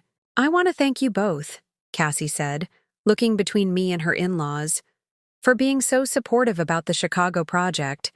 I know it's not ideal, disrupting everyone's lives this way." "Disruption can be healthy," Richard said, surprising me with his philosophical tone. "Keeps us from getting too set in our ways." "Besides," Vivian added, swirling the brandy in her glass, "it's important for the children to see their mother pursuing her professional ambitions, especially for Ellie." I smiled at this. Vivian had become something of a feminist in her later years, much to everyone's amusement. Her book club now focused exclusively on women authors, and she had joined the board of a women's leadership initiative that promoted girls in STEM fields. "We've been thinking," James said, setting down his drink and leaning forward, "about making some changes to the guest house on the property." The guest house was a charming 3-bedroom cottage located at the far end of the estate grounds, currently used primarily for visiting relatives or business associates. "What kind of changes?" Richard asked. "We thought it might be good to update it, make it more of a permanent second residence," James explained. "For Mom," he added, looking at me. I blinked in surprise. "For me? But I have my apartment." "We know," Cassie said gently. "And you can keep it, of course. But with the Chicago project and the need for you to spend more time here with the kids, well, we thought you might like having your own space on the property, somewhere that's yours, not just a guest room in the main house." I was touched by their thoughtfulness, but also wary. "I wouldn't want to impose—" "It's not an imposition if we're offering," Vivian cut in. "In fact, Richard and I had been discussing something similar. The guest house is lovely but dated. It could use a refresh regardless." "You could design it however you like," James added. "I'd be happy to help with plans, but the aesthetic would be entirely up to you." The idea was appealing, I had to admit. As much as I'd grown comfortable with the Harringtons, the prospect of living in their house for extended periods was somewhat daunting. Having my own separate space, where I could retreat when needed but still be close to my grandchildren, seemed ideal. "I'd still keep my apartment," I clarified, not wanting to give up my independence entirely. "Of course," Cassie assured me. "This would just be a second home for when you're here with the kids. No pressure to give up your own place." I looked around at these people who had become, against all odds, a true extended family to me. "Then I accept. Thank you for thinking of it." "Excellent," Richard said, raising his glass. "To new adventures and living arrangements." As we clinked glasses, I felt a profound sense of gratitude. Life had taken me on an unexpected journey, from that painful exclusion from my daughter's wedding to this moment of deep belonging. The path hadn't always been smooth, but the destination was sweeter than I could have imagined. The renovation of the guest house became a project that brought Cassie and me even closer in the months before her departure for Chicago. She was determined that my new part-time home should reflect my personality and preferences, not the Harrington aesthetic that dominated the main house. "Tell me exactly what you want, Mom," she insisted as we sat at her kitchen table, surrounded by design magazines and fabric swatches. "Don't worry about what might fit with the estate. This is your space." I considered carefully. "I've always loved color. My apartment is full of it, Maybe too much, I admitted with a laugh. But after a day of teaching, coming home to Bright, colors lifts my spirits. Cassie nodded, making notes. What about architectural style? The guest house has good bones, but we could make significant changes if you want. I love the cottage feel, I said. Maybe we could enhance that? I've always been drawn to those English country cottages. Comfortable, a bit eclectic, with lots of books and plants. Cozy but not cluttered, Cassie suggested, and I nodded enthusiastically. Exactly. And I'd love a proper garden space. Nothing as elaborate as the main estate gardens, of course, but somewhere I could grow herbs and flowers. Dad mentioned installing a small greenhouse, Cassie said.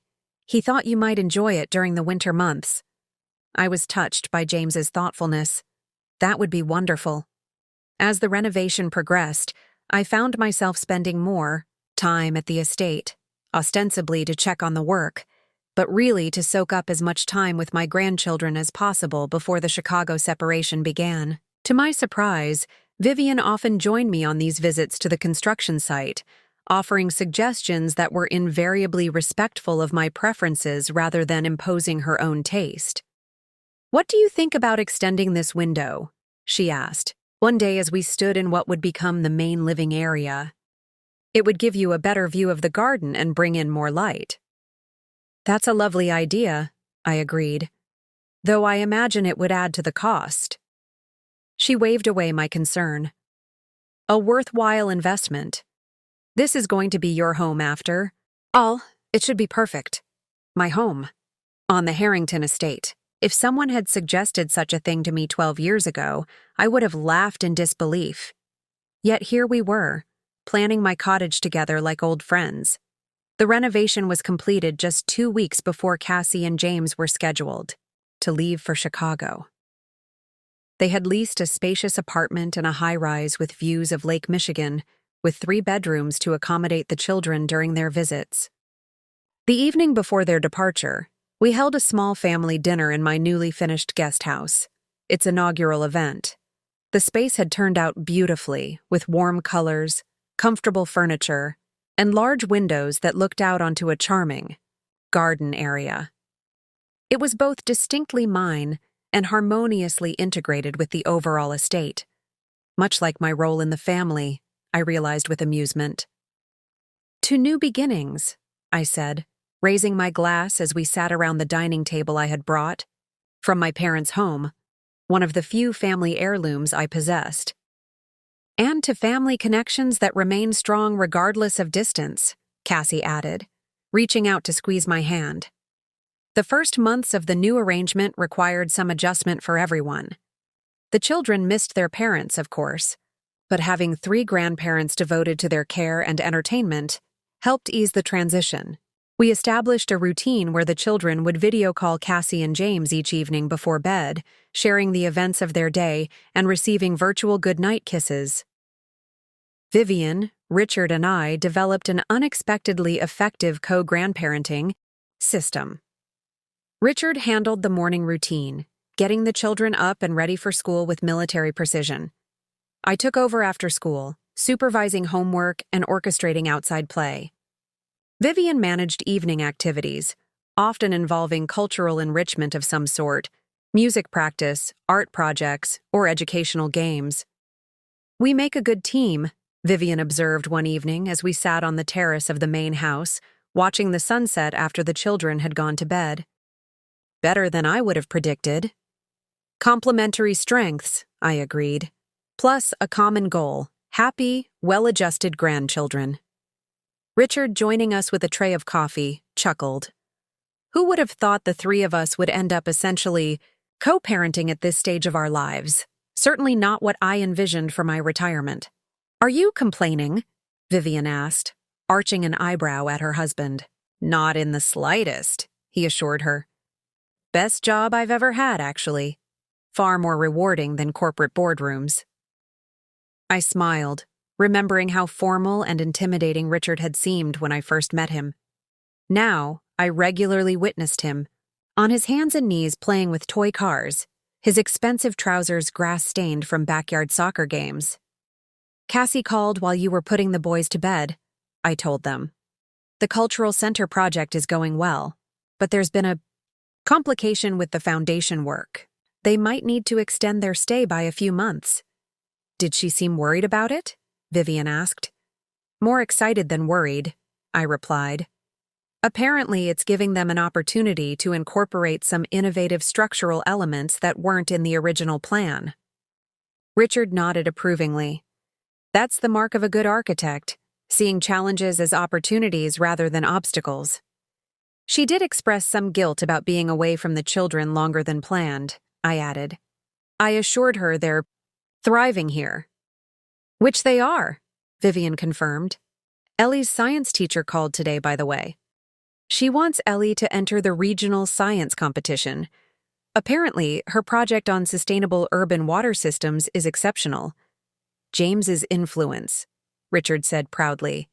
He's been mentoring her on that project remotely. And Cassie's creativity, I added.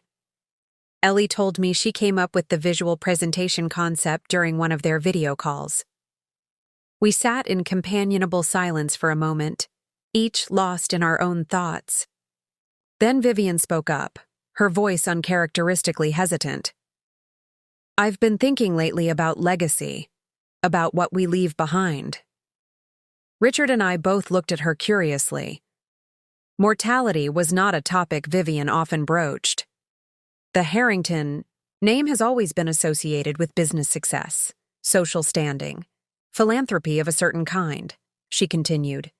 But I find myself wondering if that's enough, if that's what will truly matter in the end. What brought this on? Richard asked gently. She gestured toward the lawn where the children had been playing earlier. Them. Watching them grow, seeing the adults they're becoming. Ellie with her brilliant mind and social conscience, the boys with their different strengths and interests. I want our legacy to be more than money or status. I want it to be values, character, purpose. I reached over and squeezed her hand, touched by this rare moment of vulnerability. I think it already is, Vivian. Look at James.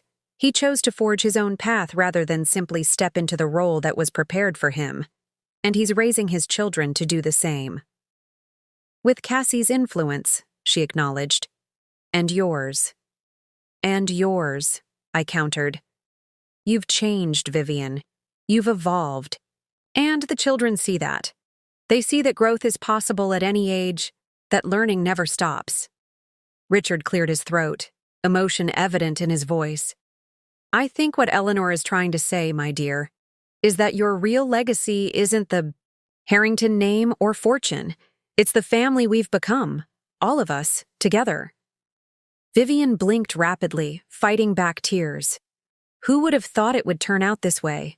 After that dreadful wedding planning process, I laughed softly. When you tried to bribe me to skip the ceremony? She winced. Not my finest moment.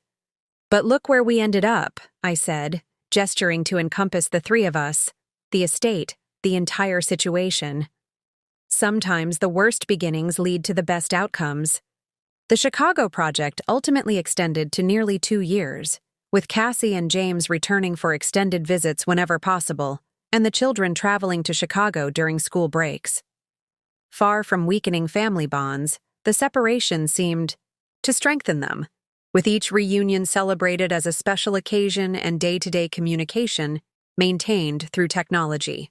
During this time, my role in the family continued to evolve. I found myself not just a co-grandparent, but increasingly a confidant to both Vivian and Richard as they navigated their own aging processes and the shifts in their identities. Eleanor, Vivian said one afternoon as we worked together in the foundation office, reviewing grant applications. Have you given any thought to what you'll do when the children are older, when they don't need us quite so intensively? I looked up from my computer. Not specifically. Continue teaching, I suppose. Perhaps travel more. Why do you ask? She hesitated, something unusual for the typically direct Vivian. Richard and I have been discussing the future of the foundation. As we get older, We'd like to ensure its work continues with the same vision and commitment. A succession plan, I nodded. That makes sense. Yes, and we were hoping you might consider taking a more formal leadership role, perhaps as co-director, initially, with an eye toward eventually assuming full directorship. I stared at her, stunned. Me?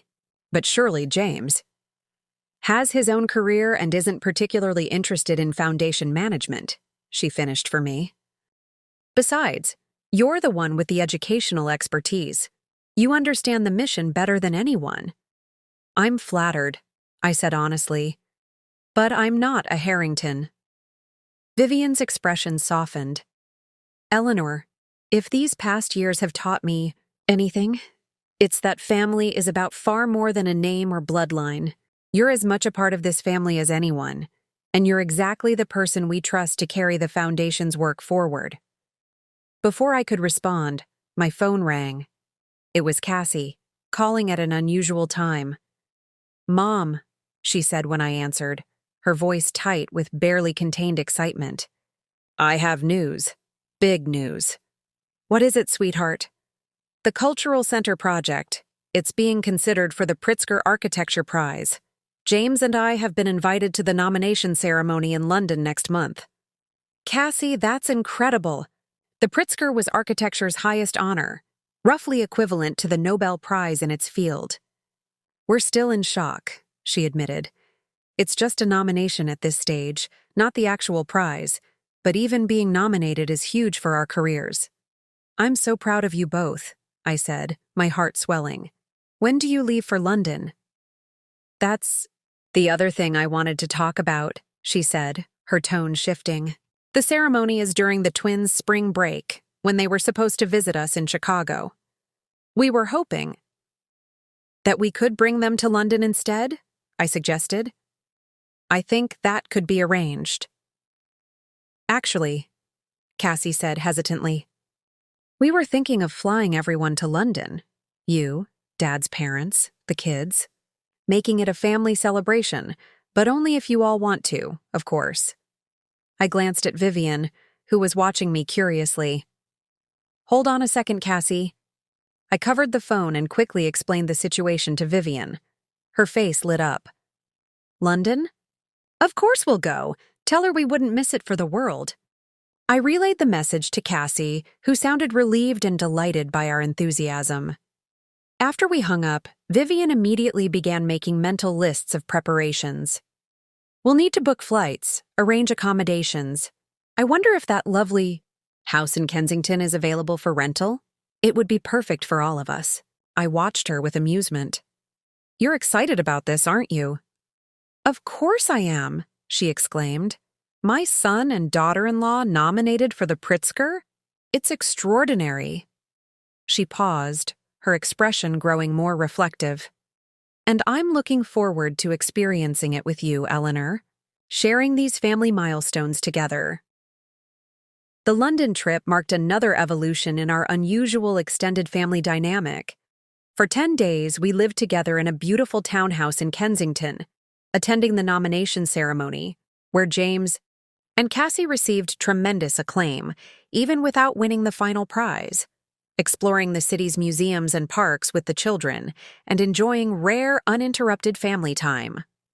One evening, after the children had gone to bed, the 5 adults sat in the townhouse's elegant living room, sharing a bottle of excellent wine and reflecting on the day's events. I still can't believe the Guardian called our design revolutionary, Cassie said, shaking her head in wonder. It's surreal. Well-deserved recognition, Richard assured her. You and James have created something truly special with that cultural center. And to think, James said, his arm around Cassie on the sofa, none of it would have happened if we hadn't taken that risk, moved to Chicago temporarily, stepped away from the comfortable and familiar. Sometimes the best opportunities require leaving your comfort zone, I observed. Something you taught me long ago, Mom, Cassie said warmly, when you encouraged me to apply to colleges out of state, even though it meant being apart. And something you reminded us of, Vivian added, looking between Cassie and James.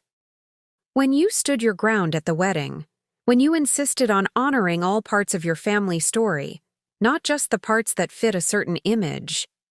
A comfortable silence fell as we all reflected on the journey that had brought us to this point, the conflicts and reconciliations, the growth and change, the gradual forging of a family bond that transcended conventional boundaries. I propose a toast, Richard said, raising his glass, to unexpected blessings and the wisdom to recognize them, even when they come disguised as challenges. To family, James added, in all its complex, beautiful forms. To love, Cassie said simply, which is stronger than pride or prejudice or old hurts. To second chances, Vivian offered, her eyes meeting mine across the room. And the courage to take them. I raised my own glass, looking at these people who had become, against all odds, my family. To weddings that don't go as planned, I said with a smile, and the journeys they begin. As our glasses clinked together, I felt a profound sense of contentment. The path that had led me here had been unexpected, sometimes painful, but ultimately rewarding beyond measure. What had started with a disinvitation had evolved into an invitation to a richer, fuller life than I could have imagined. And in that moment, surrounded by love and acceptance, I knew that sometimes the most beautiful stories begin with the most difficult chapters. Epilogue. 20 years after Cassie and James's wedding, the extended Prescott-Harrington family gathered once again for a significant occasion, Ellie's wedding day. At 31, Eleanor Vivian Harrington had grown into a remarkable young woman, with her mother's creativity, her father's analytical mind, and a fierce independence all her own. The venue was neither a grand cathedral nor a sprawling estate, but a beautiful botanical garden that Ellie had loved since childhood. The guest list was modest by Harrington standards, but still included a diverse mix of family, friends, and colleagues from Ellie's work as an environmental engineer. I sat in the front row, at 72 still active and engaged despite the silver that had completely overtaken my once dark hair. Beside me sat Vivian, elegant as ever at 80, though she now walked with the assistance of a cane. Richard had passed away peacefully 3 years earlier, but his presence was honored by an empty chair decorated with his favorite flowers. On my other side sat Thomas, my ex-husband, now a grandfatherly figure in his 70s, who had, over the years, made genuine efforts to be present in his grandchildren's lives. We had achieved a cordial relationship, bound by our shared love, for Cassie and her children, if not by any lingering romantic attachment. Nervous? Thomas asked me as we waited for the ceremony to begin. A bit, I admitted. It's a big day. She'll be fine, he assured me. She's got your strength. I smiled at the unexpected compliment. And Cassie's good judgment. Her fiancé is a wonderful young man. Vivian leaned over. Did you see the sustainability initiatives they implemented for the wedding? Completely carbon neutral, native plantings as decorations, digital programs to save paper. Ellie through and through. Richard would have been so proud, I said softly. Vivian nodded, blinking back tears. He is, wherever he is. I feel him here today. The music began, signaling the start of the ceremony. The twins, now 28, and striking in their matching suits, escorted their grandmother Vivian to her seat in the front row. Then came the wedding party, a small group of Ellie's closest friends, followed by her younger brother Thomas as best man. William, who had inherited his grandfather Richard's business acumen and now worked for the Harrington Corporation, served as the officiant, having gotten certified specifically for his sister's wedding.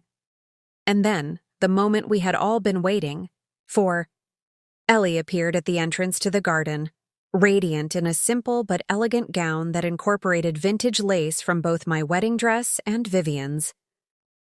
On either side of her stood her parents, Cassie and James, now in their 50s but still the picture of the loving partnership they had forged decades ago. As they walked their daughter down the aisle, I felt tears spring to my eyes. Here was the fulfillment of everything we had worked toward as a family.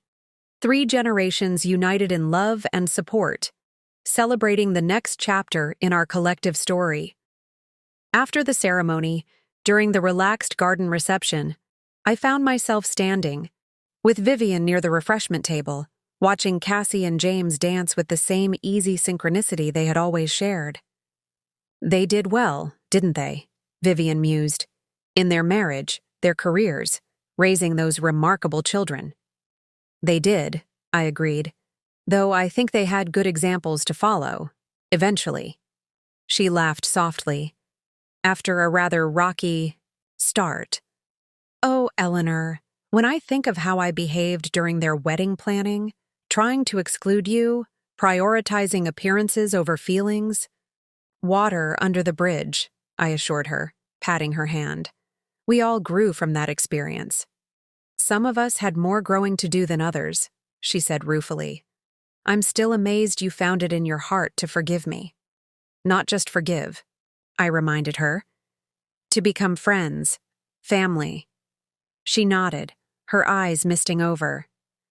The best decision I ever made was letting go of my pride and embracing the family we could be, rather than clinging to the family I thought we should be.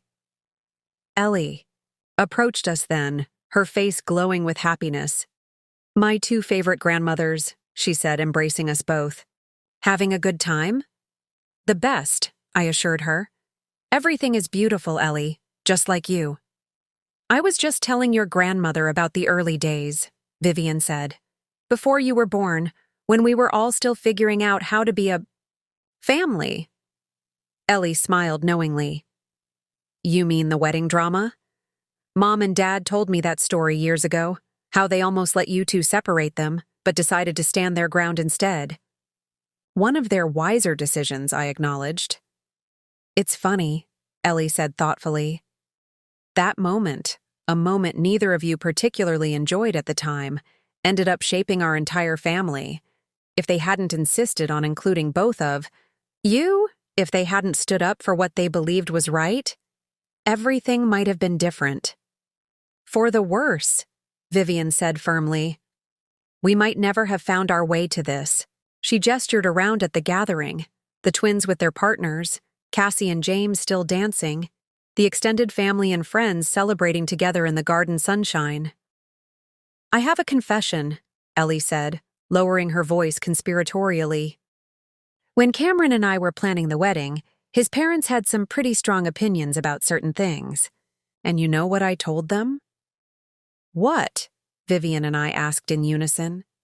I told them the story of my parents' wedding, how they honored what was truly important, family, love, authenticity, even when it was difficult, even when it meant disappointing, people they cared about. I felt a fresh wave of pride. And how did they respond? Ellie grinned. They backed off immediately, said they didn't want to be those in-laws from the horror stories. We all laughed, the sound blending with the music and conversation around us. I should get back to my husband, Ellie said, the words still new and wondrous on her lips. But I wanted to thank you both for everything you've taught me about family, about resilience, about growth. I am who I am because of all of you. She hugged us again, then moved back toward the dance floor where Cameron waited for her. Vivian and I watched her go, both of us misty-eyed now. We did well too, didn't we? Vivian said softly. Despite our differences, despite our rocky start. We did, I agreed. We created something beautiful together, a family that embraces differences rather than merely tolerating them, a family that grows and evolves, a family that will continue, long after we're gone, she added, watching as Ellie and Cameron joined Cassie and James on the dance floor, the 4 of them laughing together as they attempted some complicated step. As the evening light turned golden across the garden, I reflected on the journey that had brought us here. From that painful moment when I was disinvited from my daughter's wedding ceremony, to this perfect day celebrating my granddaughter's marriage with Vivian Harrington, once my nemesis, now my dearest friend, by my side. Life rarely follows the path we expect. Relationships evolve in ways we cannot predict, and sometimes the most beautiful destinations are reached only after navigating the most challenging terrain. What had happened at Cassie's wedding venue all those years ago had indeed stunned everyone. Not just the guests who witnessed the unexpected procession, but all of us who found ourselves forever changed by that moment of truth and reconciliation. It had set in motion a transformation that continued to unfold through the generations, creating a legacy of love, acceptance, and authentic connection that was worth far more than any social standing or material wealth. As I watched my family dance in the fading light, I said a silent thank you to the younger version of myself who had found the courage to show up that day, and to the younger Cassie who had found the strength to honor what truly mattered. Those choices, made in a moment of crisis, had created ripples of love and understanding that would continue long after we were gone. And in the end, isn't that the most stunning outcome of all? I'll conclude the story with at least 20,000 more characters.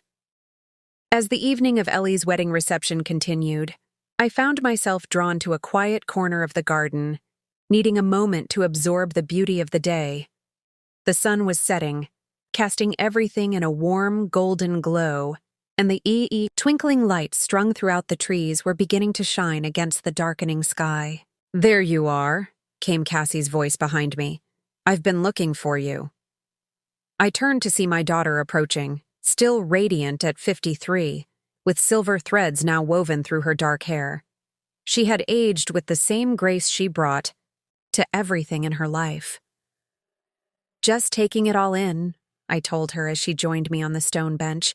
"It's been a perfect day." "It has," she agreed, slipping her arm through mine in a gesture so familiar it made my heart ache with love. "Though I keep thinking about my own wedding day, how different things were then." I squeezed her hand. "And look how far we've come." She rested her head against my shoulder, an echo of all the times she had done the same thing growing up. No, I was so terrified that day, standing in that antechamber, trying to decide whether to go through with the original plan or to follow my heart. "You made the right choice," I assured her. "Because you showed up," she said softly. "Even after everything you came. You were willing to just stand in the back, just to see me become a bride." I felt tears threatening again. I couldn't stay away. "You were my heart walking around outside my body." "I've been thinking about that moment a lot lately," she admitted. "How close we came to a very different outcome. If you hadn't come to the church. Or if you hadn't had the courage to change the plan," I added. She nodded. "I keep wondering what our lives would have been like if I had gone along with the Harringtons' wishes. If I had let my father walk me down the aisle alone. If you had only been allowed at the reception." "We'll never know," I said. "And I'm grateful for that." "Me too," she agreed, "because I can't imagine our family any other way than it is now." The thought of Ellie growing up without having both her grandmothers fully present and involved in her life, it's unthinkable. We sat in companionable silence for a moment, watching the festivities continue across the garden. James was dancing, with Vivian now, supporting her gently as she moved with more determination than grace, her cane temporarily entrusted to one of the twins. "Do you ever regret it?" Cassie asked suddenly. "Getting so entwined with the Harrington family? It's brought some complications over the years." I considered the question seriously. "There have been challenging moments," I acknowledged. "Times when our different backgrounds and values became apparent. But regret? No." I shook my head firmly. How could I regret anything that brought such richness into our lives, that gave me those 3 remarkable grandchildren? She smiled, satisfied, with my answer. "I told Ellie the full story recently, Not just the wedding day itself, but the weeks leading up to it. The exclusions, the champagne-colored dress, the check Vivian sent you. I laughed softly at the memory. That check. I was so offended. She was mortified when I reminded her about it, Cassie said. She's come so far from the person she was then. We all have, I pointed out. Even you, my strong-willed daughter. You've learned the art of compromise without sacrificing what matters most. From watching you and Vivian figure it out, she admitted. The two of you are quite the case study in conflict resolution and personal growth. Just then, Thomas, my ex-husband, approached us, moving carefully with the slightly stiff gait that had developed in his later years. May I interrupt? He asked politely. I was hoping to ask Eleanor for a dance if she's willing. Cassie and I exchanged surprised glances. In all the family gatherings over the years, Thomas and I had achieved civility and even occasional moments of warmth, but we had never danced together. I'd like that, I decided, standing up. If your knees are up to it, he chuckled. I've been saving my strength. One dance won't kill me. As Cassie watched with a bemused expression, Thomas led me to the edge of the dance floor. The band was playing a slow standard, easy to move to, even for a pair of septuagenarians. You've done a remarkable job with this family, Thomas said as we moved carefully to the music. I want you to know I see that, and I admire it. Thank you, I said, genuinely touched. Though it hasn't been just me. It's been all of us, finding our way together. He nodded, his expression growing more serious. I've been doing a lot of reflecting lately. About the choices I made. Leaving you and Cassie was the biggest mistake of my life, Eleanor. I looked up at him in surprise. In all our interactions over the years, he had never directly acknowledged the pain his departure had caused. It's ancient history, I said. Not unkindly. We've all moved beyond it. Perhaps, he conceded. But I wanted to say it at least once clearly. I was a fool, and you were extraordinary, raising her alone, giving her everything she needed to become the woman she is. I wasn't sure how to respond. The anger I had once felt toward Thomas had faded decades ago, replaced by a kind of detached acceptance. He had played the role he had chosen in our lives, distant, occasional, but ultimately present in his own limited way. Thank you for saying that, I finally replied. And for being here today. It means a lot to Ellie. As the song ended, he stepped back and offered a small, formal bow. Thank you for the dance, Eleanor, and for everything else. I watched him make his way back to his seat, reflecting on the strange turns life takes. Thomas was a grandfather to our grandchildren, a father to our daughter, my former husband, and yet, in many ways, he remained the most distant member of our unusual extended family.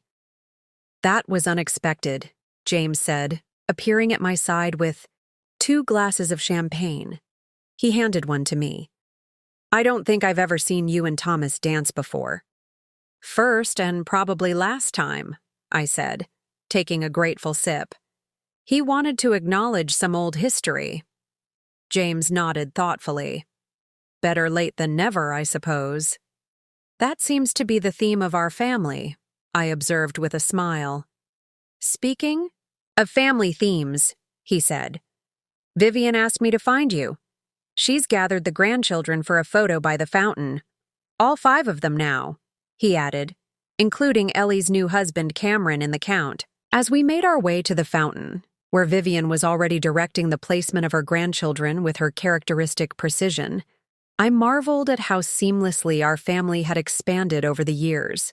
The twins both had serious partners. Now, William's boyfriend Miguel was a brilliant financial analyst who kept William grounded when he threatened to become too much like the old-school Harringtons.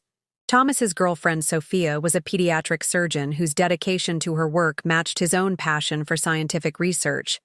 And now Ellie had married Cameron, an environmental lawyer whose commitment to conservation aligned perfectly with her engineering work on sustainable water systems. They were well matched, both driven and principled, but with enough humor and flexibility to balance each other. "Perfect," Vivian declared, as the photographer captured the group. "Now let's get one with Eleanor and me, the original grandmothers." As I moved to join the photo, I exchanged an amused glance with Cassie. There had been a time when Vivian would never have described us as the original grandmothers, as equals in any sense. Now, she did so without a second thought. "Closer, together," the photographer instructed. "Arms around each other, if you're comfortable with that." Vivian and I obliged, standing with our 5 grandchildren gathered around us. As the camera clicked, I felt a profound sense of completion. This was my legacy, not just Cassie and her children, but this entire blended family that had formed against all odds. After the photos, Ellie announced it was time for the toasts. James went first, delivering a heartfelt tribute to his daughter that left few dry eyes in the garden.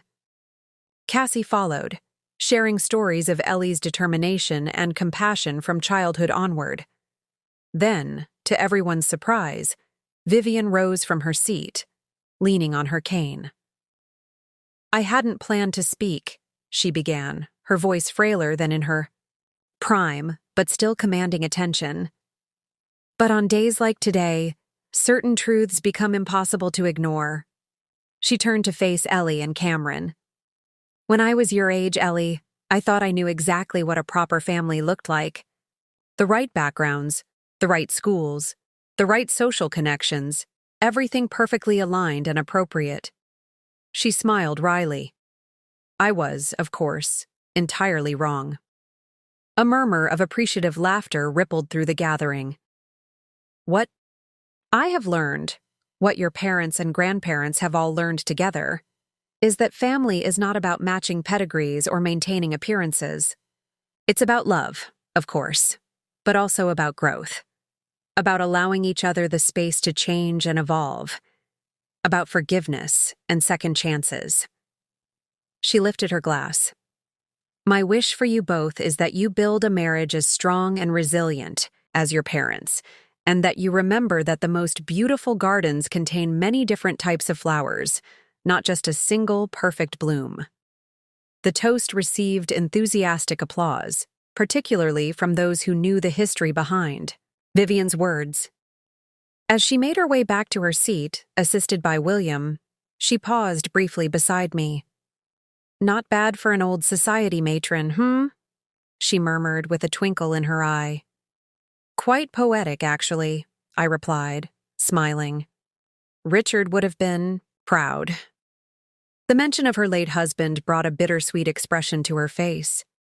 He would have loved today. All of this. She gestured to encompass the garden, the celebration, the family gathered together. "He's here in spirit," I assured her. "In William's business acumen, in Thomas's scientific curiosity, in Ellie's determination. And in you," she added unexpectedly. "Your patience with me all these years. That's something Richard always had too. The ability to see beyond my difficult exterior to the person beneath." Before I could respond to this unprecedented admission, she had continued on to her seat, leaving me touched by her words. The evening progressed into night, the garden now fully illuminated by strings of lights that created a magical atmosphere. Younger guests danced energetically, while older family members watched from comfortable seating arranged around the perimeter. I found myself seated beside Cassie and James as we watched Ellie and Cameron share a quiet moment at the edge of the dance floor, their heads bent close together in intimate conversation. "They remind me of you two," I observed. "That same connection, the same partnership of equals." "The highest compliment you could give them," James said, his arm around Cassie's shoulders. "We've been lucky," Cassie acknowledged, leaning into her husband's embrace. "In our marriage, in our family, in how everything turned out despite the rocky beginning." "Not just lucky," I corrected gently. "You made choices. difficult ones. Sometimes, that led us here. Starting with that moment in the church when you decided to honor what was right over what was expected. I was so afraid that day, she admitted. Not of making the wrong choice, but of the consequences. I was afraid the Harringtons would never forgive me, that I'd be making an enemy of my new family before the marriage even began. Instead, you started us all on a journey of understanding and growth, James said. My parents needed that shake-up, even if they didn't know it at the time. We all did, I added. I was in danger of becoming bitter, of seeing the Harringtons as one-dimensional villains in our story. Cassie smiled. And now look at you and Vivian, the dynamic duo, grandmother, extraordinaires, literacy foundation partners, friends, I said simply. After everything, that's what amazes me most, that Vivian and I became genuine friends. As the night deepened, guests began to depart, offering final congratulations to the bride and groom. The twins took charge of ensuring that gifts were collected and elderly relatives were safely escorted to waiting cars. Vivian, exhausted but radiant with happiness, was among the first to leave, but not before embracing each family member, including me. Until Sunday. Dinner, she said as she hugged me goodbye. Though I think we've earned a week off from cooking, I'll have something catered. Perfect, I agreed. We can all recover from the celebration. Eventually, only the immediate family remained: Cassie, James, the twins, Thomas, and me. Ellie and Cameron had departed for their honeymoon, a conservation-focused tour of Costa Rica that perfectly reflected their shared values. As we helped with the final cleanup, gathering personal items and making sure nothing was left behind, Thomas approached me one last time. I meant what I said earlier, he told me quietly, about admiring what you've built here. Thank you, I said. I'm glad you've been a part of it, in your own way. He nodded, accepting both the acknowledgement and its limitation.